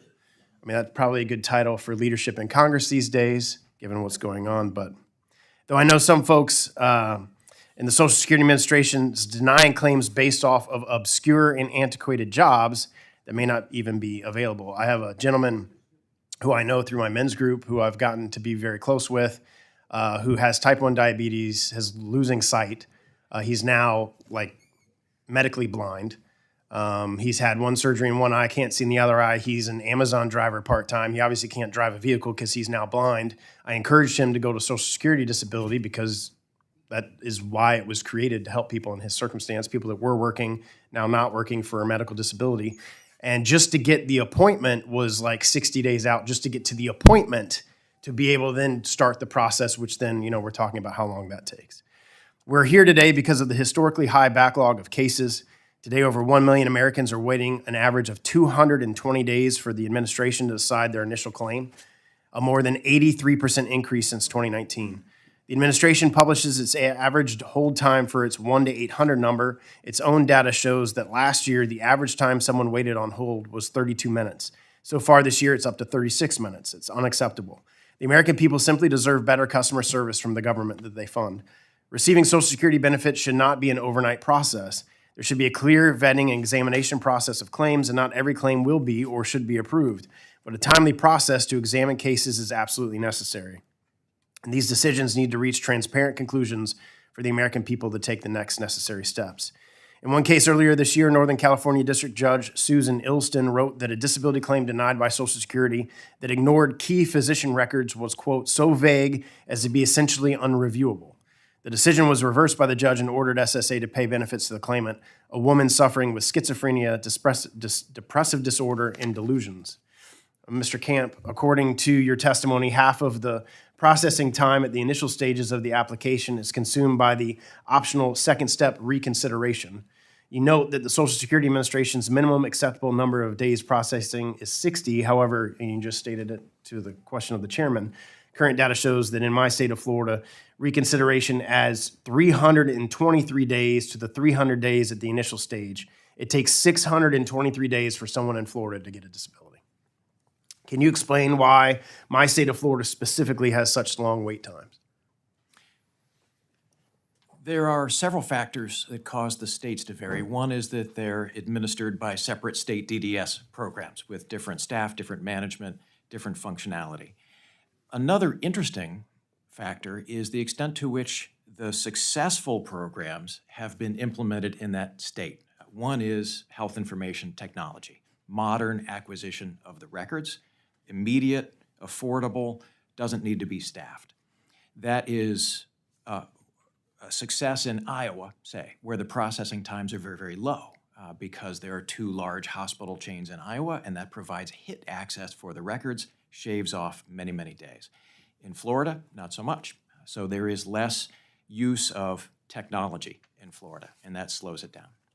Well, I have, my district alone is the most elderly district in the country.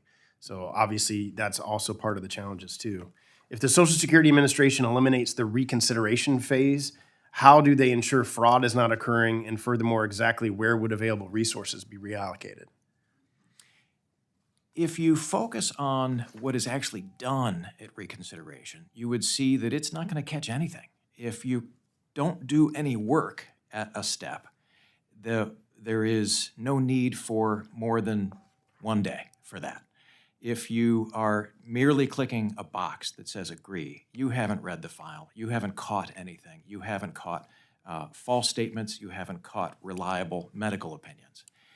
It isn't of any value to do the same thing again hundreds of days later, 9 times out of 10. It's just not helpful. The quality can go up at initial if you take the existing resources, the existing staff, and give them more capacity to take a look, a more careful look at initial. All of Social Security's studies, now they need to report more on what happens with these pilots and all these studies that they've been doing about the claims process, but all of it reveals that if you have a DDS only doing initial, they do higher quality work. They pay more attention. They have more time. I just want to, my time's expired, but I want to thank all the witnesses for being here today. Thank the gentleman from Florida. Next, we'll call on my dear friend, Mr. Kildee from Michigan. Sir, you are now recognized. Thank you, Mr. Chairman, and to you and the ranking member for holding this really important hearing.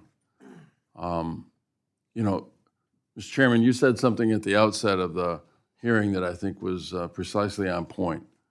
This hearing would be well-informed if we had our district staff sitting at this table testifying, because they have had to become quite expert in these matters. I've talked to my district director, I can't tell you how many times.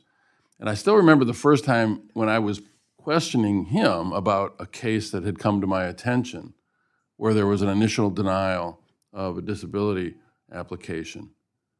And he told me, and this is something Mr. Higgins referenced, he told me, well, everybody gets denied at the first step. Now, you know, that sounds kind of glib. And like, oh, that's just step one is your denial. That's completely unacceptable. And I think we all agree with that. That's completely unacceptable. Because the folks, and Mr. Camp, you made this point with the case you raised. These are not cases to be processed. These are individual human beings who are going through the worst experience in their lives and have paid into a system that denies them without really any substantive review, and then puts them through a process that makes it really difficult for them to get something that is due to them, that is a promise that we made to them. Now, where I think we may find some disagreement is how we fix the problem. The one thing I will acknowledge is that simply providing more money without using those resources to make the system work better doesn't solve the problem. But there's another thing I know absolutely. Punishing the Social Security Administration with deep cuts because we're unhappy with customer service only exacerbates the problem. It doesn't solve the problem, it exacerbates the problem. In either case, we've got to do a better job. And to the issue of technology that you raised, I don't think that we're going to get, you know, significant technological improvements through donations. We're going to have to acquire, and that's going to mean spending some money. So I could repeat a lot of the arguments that have been made, but I do have a particular issue that is tangentially related to this that has become a bit of a cause for me. And it's a small matter, but it's a big question for individuals that I represent. It has to do with a case that came to my attention. An individual in a nursing home who is dependent on supplemental income and also quite dependent on the personal needs allowance. And Ms. Burdick, I wonder, just based on your experience, if you could help us understand how the fact that what was once a $30 allowance is still a $30 allowance going back to 1987, which is worth about $12 right now for people who are living on very modest means and want to buy a birthday card for their grandchildren or replace a sweater because the one they've got is worn out. We got to do something about this. Congress needs to act to do something about it. I wonder if you just might comment on what it's like for a person who is living on such modest means to have such little support for the basic elements of a decent life. Thank you for the question, Congressman. I mean, personal needs allowances, as you said, have not been updated for decades. They're supposed to give people who are living on benefits in institutions the money they need for personal items, toiletries, birthday cards, as you mentioned. $30 just doesn't cut it anymore. I think we all know that. I mean, I think I saw in the train station today, deodorant is $5. It isn't enough, and it needs to be updated. People really are struggling to get just the bare essentials. I appreciate that. I don't know if any of the other panelists would like to comment. I would ask, Mr. Davis, what the effect of a dramatic cut would be on the reform efforts that you are initiating right now in terms of the disability process. So as I mentioned earlier, it would be devastating. We made tremendous progress. I know it probably doesn't feel like it or sound like it, but we did 90,000 more initial claims in FY23 than we did in FY22. And, one thing that I think we all need to be cognizant is the impact that the pandemic had on the agency. It disturbed our normal operational flow. It impacted the labor market. And so, we are seeing the outcome of that and trying to recover. But, I feel like the money that is requested in the president's budget, the $15.5 million, we would make good use of it and continue to make the progress so that we can return to pre-pandemic pendings and pre-pandemic processing times. I appreciate that, and thank you so much, Mr. Chairman, for holding this hearing. I'll just finish with this one point. Additional resources without a plan won't solve the problem. Additional resources to fund a plan gives us a shot. But I know for certain, deep cuts to the program will not make it better for the people that we serve, no matter what our circumstances might be back home. Thank you, Mr. Chairman. Thank the gentleman. And let me just say, we all agree that this is, we need action on this. But I also think it's important when we talk about the funding that's there, okay? And really, I just want to think about this for 1 second. SSA has a $2 billion a year IT budget. That is a massive amount of spending.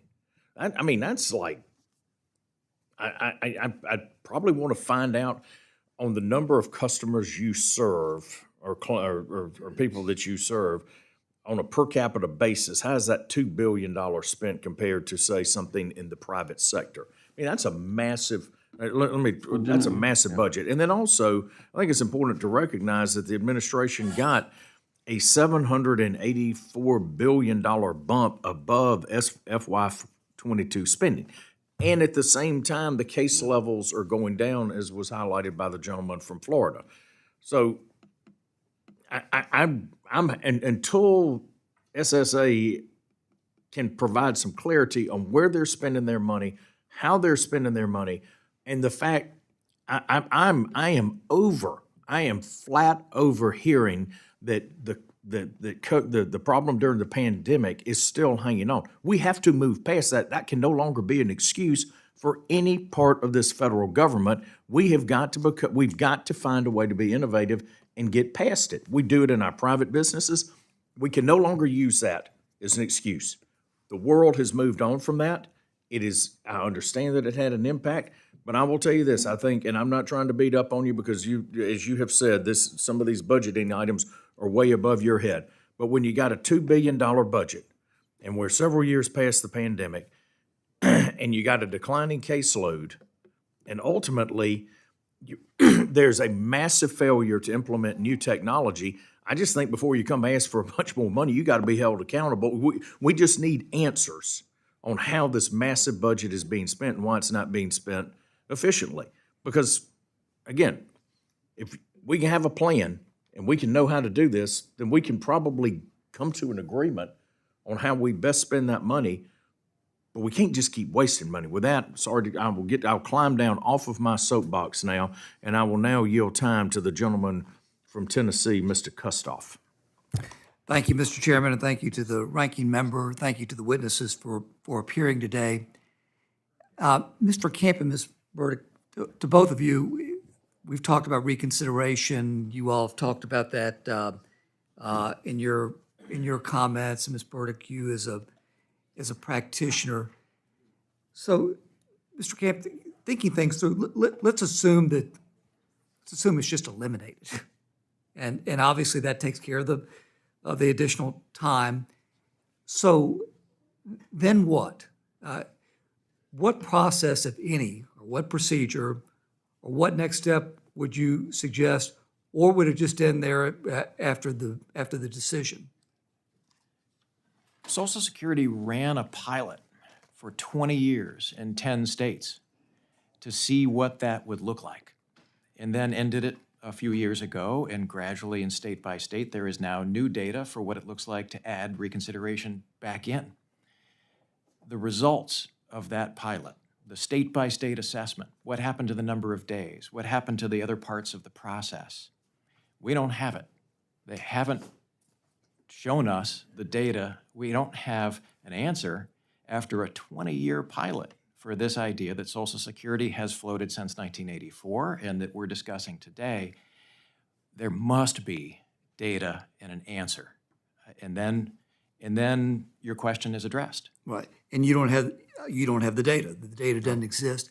So, Ms. Burdick, from the practitioner, and you gave some real-world examples in your opening testimony, you recommend the elimination of it. Absolutely. And the Social Security Task Force does as well.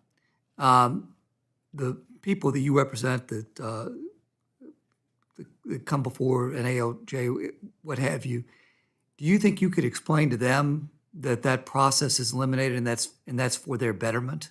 Absolutely. Well, first of all, I was from a prototype state, so I had to explain to them after years and years that no, please appeal 2 times before we see a judge, which is a lot.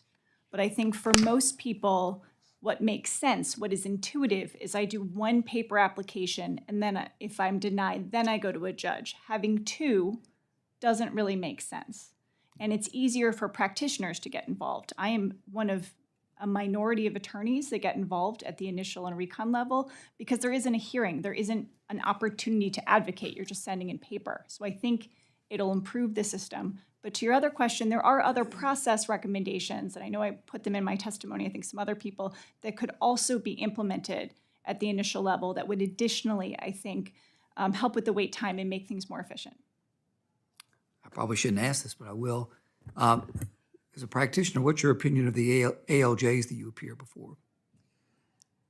As a practitioner, I think many of the ALJs I appear before are fair. Obviously everything varies, but many of them spend hours reviewing claims.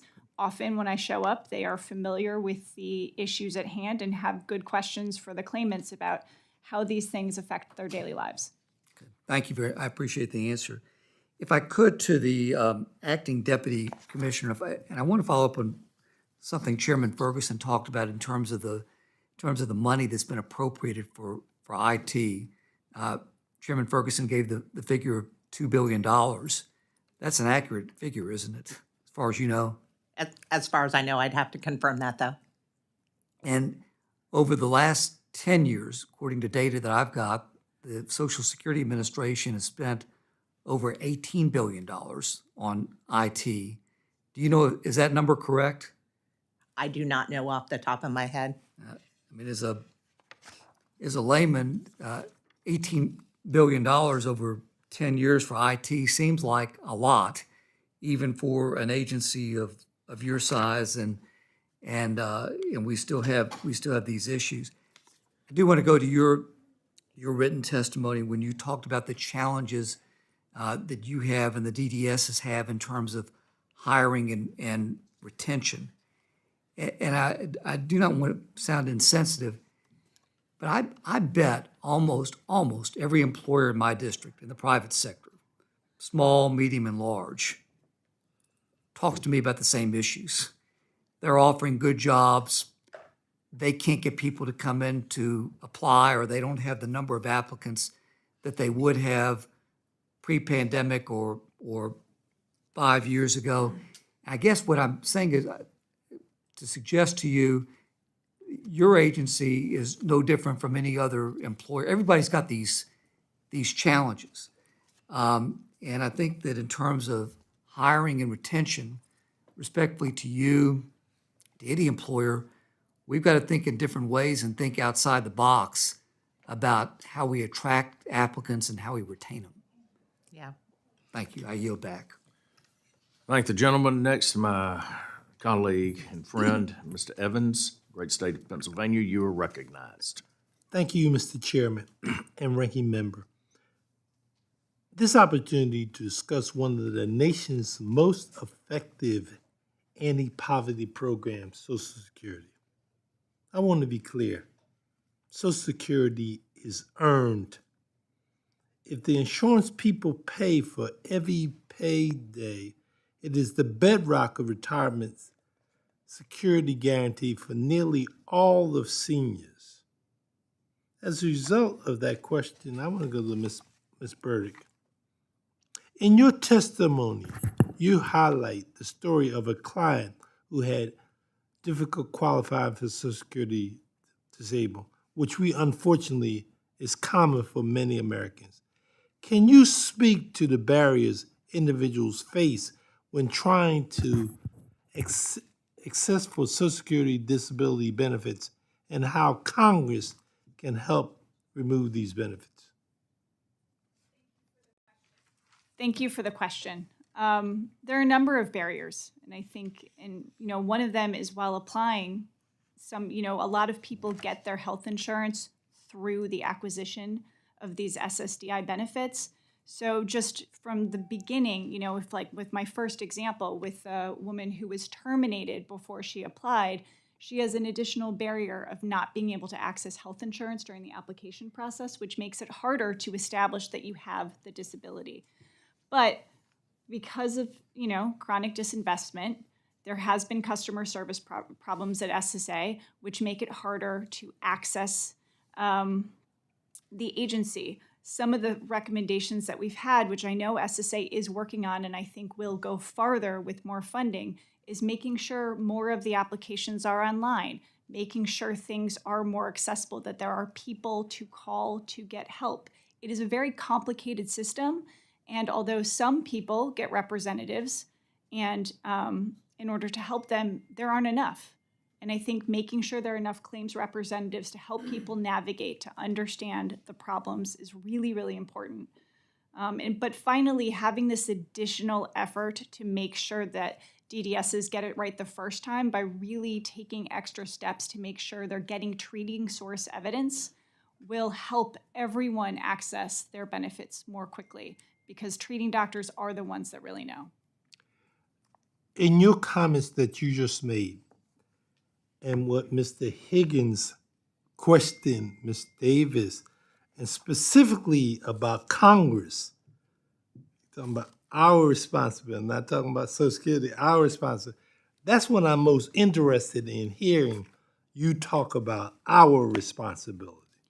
Well, thank you for the clarification, and you're right. So one of the things that Congress can do is they can help rework the statute and the regs to make sure Social Security is focusing on treating source evidence. There was a rule that used to prioritize treating source evidence called the treating physician rule that was eliminated, and that should come back, because if everyone is focusing on the treating doctor, we will get to the right decision, or Social Security will get to the right decision earlier, which will really impact things. But the other thing that Congress can do is funding. Make sure not only it's one time, but sustained funding, so Social Security can do the work they need to do to make customer service better and make it easier to access these benefits. I thank you for your clarity. And I say that to you because I just joked with Mr. Higgins, and he's from the great state of New York and Baltimore. He's a Baltimore Buffalo fan. So he and I have a constant running discussion. So from his clarity, I wanted to make sure we make this connection. So, and I appreciate it. Thank you, Mr. Chairman. I yield back. Thank you. Next, we'll go to the gentleman from Utah. Mr. Moore, you are now recognized. Thank you, Chairman. Thank you, Ranking Member. Appreciate the discussion today. So I recently had to go to DMV in Utah, and I'm here to tell you it was the single best experience I've had. Utah has, I don't know how long it had been since I'd been there, but I had waited a ton before. I pre-made an appointment. I filled out the electronic information. I showed up. I was processed within like 7 minutes. Over time, the bad rap that places like that get, have embraced technology and have used it to dramatically improve customer service. And that's the essence of my question here. And it's because sometimes the pandemic in a lot of ways forced us to change a little bit. And so my questions first is for you, Ms. Kerr Davis. It's my understanding that signed faxed applications were accepted during that period, and now they're not being accepted. Is that correct? That is correct. Could you just share a little bit of context on like why that's the case? What are you doing to embrace as much technology as possible to help alleviate some of the wait times, the burden, the showing up when you really arbitrarily don't need to always show up for something? Just kind of give me some context on that. Of course. Thank you for that question. So during the pandemic, we did put in place a number of flexibilities so that we could continue to serve the public. And in some cases, we've ended these flexibilities for a variety of reasons. But I want to be clear that we do accept fax applications as leads, and then we will contact the claimant, schedule an appointment, or complete the application over the phone, and then have them attest to their signature. I do want to go back to your comment about the DMV. So I had a similar experience in Kansas at our DMV. Did everything, went online, got a text, a reminder, went in, everything, and very quickly. We are in the process of moving in that direction at SSA. But as you know, we have a lot of security issues that we have to consider. I share a building in my district with your team, and I totally get the differences that do exist. Yeah. So, but that's where part of that $2 billion went, is modernizing our system and moving in that direction. It's just going to take us some time to get there. So I appreciate that context, and just to reiterate, like it's out there. And I represent a huge IRS processing facility in Ogden, Utah as well. And that's the number one thing I hear from constituents and from the folks that I serve that work at that facility is there is a desire and a need to embrace as much technology as possible because it's out there, and we're seeing it work, and take for whatever good examples that can come from more bite-sized approaches like you can from a state level DMV, and just encourage you to continue to do that. It's huge. We cannot get into a position of just we got to throw more money at things. We have to innovate as we're approaching this, and that's what I appreciate Mr. Camp and Mr. Warshawski's testimony, is particularly, and I'll quote this. The Social Security could improve the decision process for claimants that would utilize, and again, quote, existing authority, appropriations, and staffing. So it kind of gets to my point. There is opportunities out here with what already exists. Let's improve that as much as we possibly can, build on that, and then reassess what we need with regards to workforce and everything to solve to fit the needs. Can you like to share anything else that you would do to help modernize this process as we think about the next 5 to 10 years and in the crucial time for Social Security? Because I think the next 5 to 10 years is the most important time of this organization.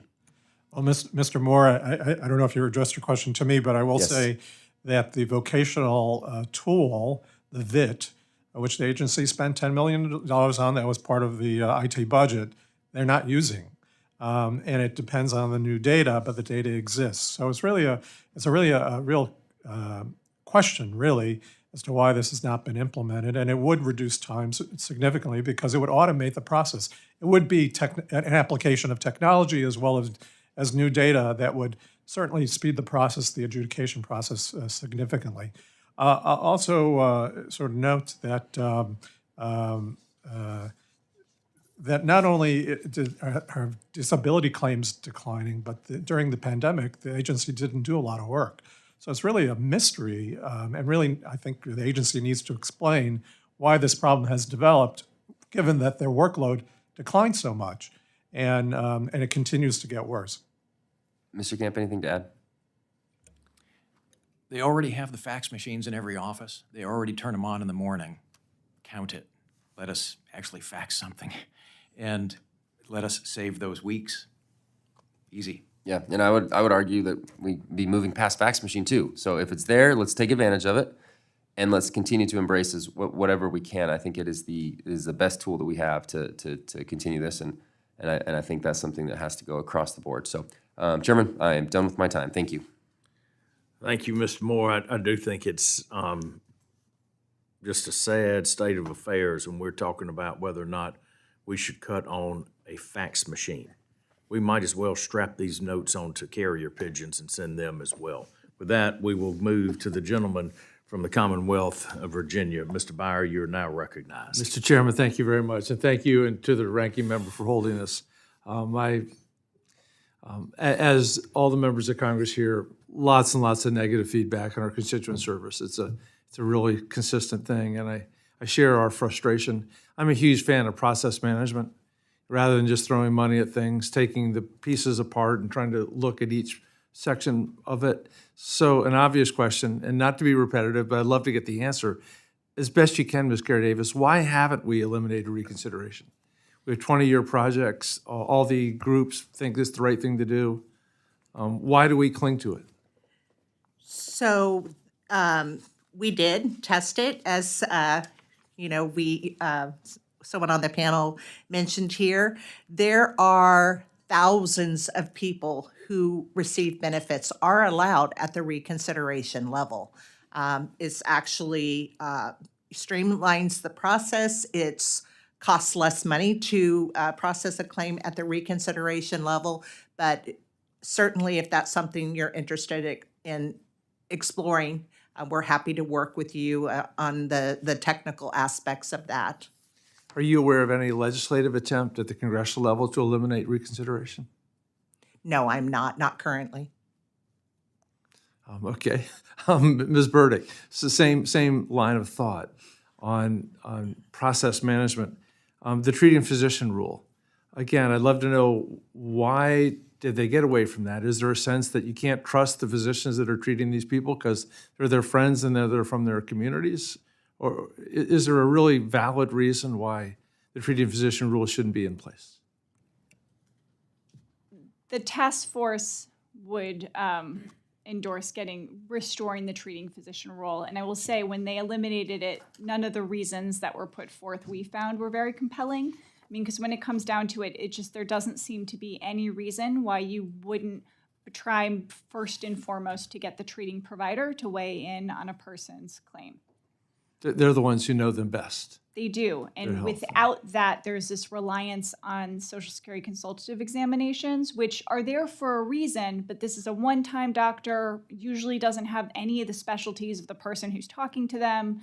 It just isn't, the evidence created isn't as persuasive. It takes time, it costs money, and it would just be so much more efficient to go to the source in every case. Thank you.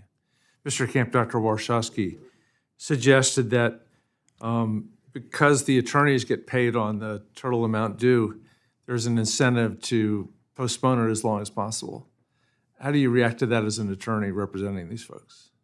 It isn't our real world. We get hired to obtain the appropriate outcome, but as fast as possible. Every client that retains an attorney is expecting us to make the agency perform better services, to go faster primarily. We're the ones on the phone with the clients every day. We're the ones that are frustrated in being blocked in speeding up the cases. It is our job to make the claim go faster. And that would be an unacceptable failure to serve your client, which is not something professionals do if they expect to last. Thank you. Dr. Warshawski, to roll up, let me quote you: "The currently needlessly complex and outdated rules that both claimants and agency use to determine eligibility for disability benefits have to be simplified, modernized, and automated." Is there anyone charged with doing this? Who owns that charge? When I was at Social Security, I was in charge, and the regulation was written. In fact, it was ready to go literally days before the change of administration. So it's there, and it was an agency-wide, in fact, even a government-wide effort. So it involved people from the Office of Management Budget. They were extensively involved. The entire agency, people in operations, people in the actuary's office, people in the hearings office, the budget office. It was a total agency effort. My very rough estimate is that it cost $100 million in terms of people time to do that, in addition to the expenditure of $300 million for the data. And it stopped. It's sort of inexplicable. And what would the savings be if implemented?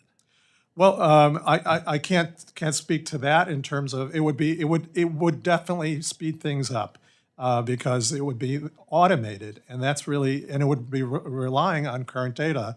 So that would provide much more accuracy at the initial level in the claims. I think it would be a vast improvement.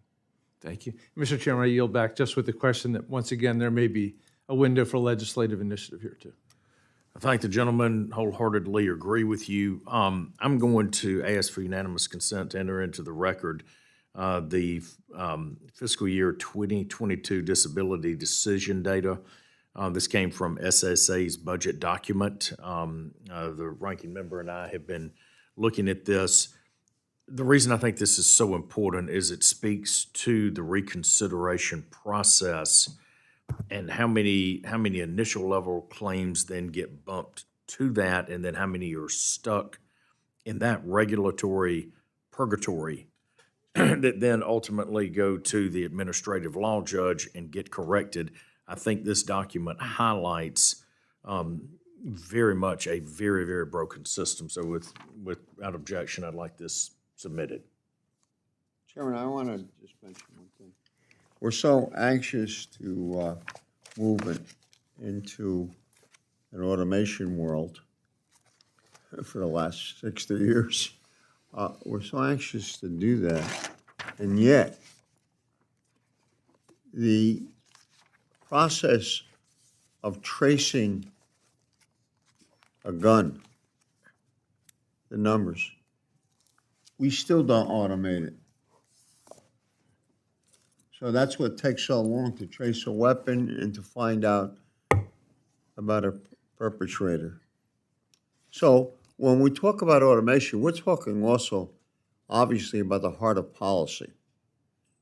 Whether we want to do it and find the reasons to, or don't do it and keep our heads in the sand. So I just wanted to add that. Automation is very important to modern living. And I would suggest, Mr. Chairman, since the subject came up, we don't know the result of the pandemic, particularly with our own children. That's for another day. Thank you.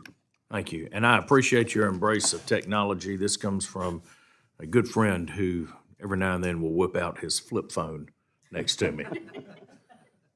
So with that, again, I'd like to thank the witnesses for being here today. Thank you for your time, your candid answers. Please be advised that members have 2 weeks to submit written questions to be answered later in writing. Those questions and your answers will be made part of the formal hearing record. With that, the subcommittee stands adjourned.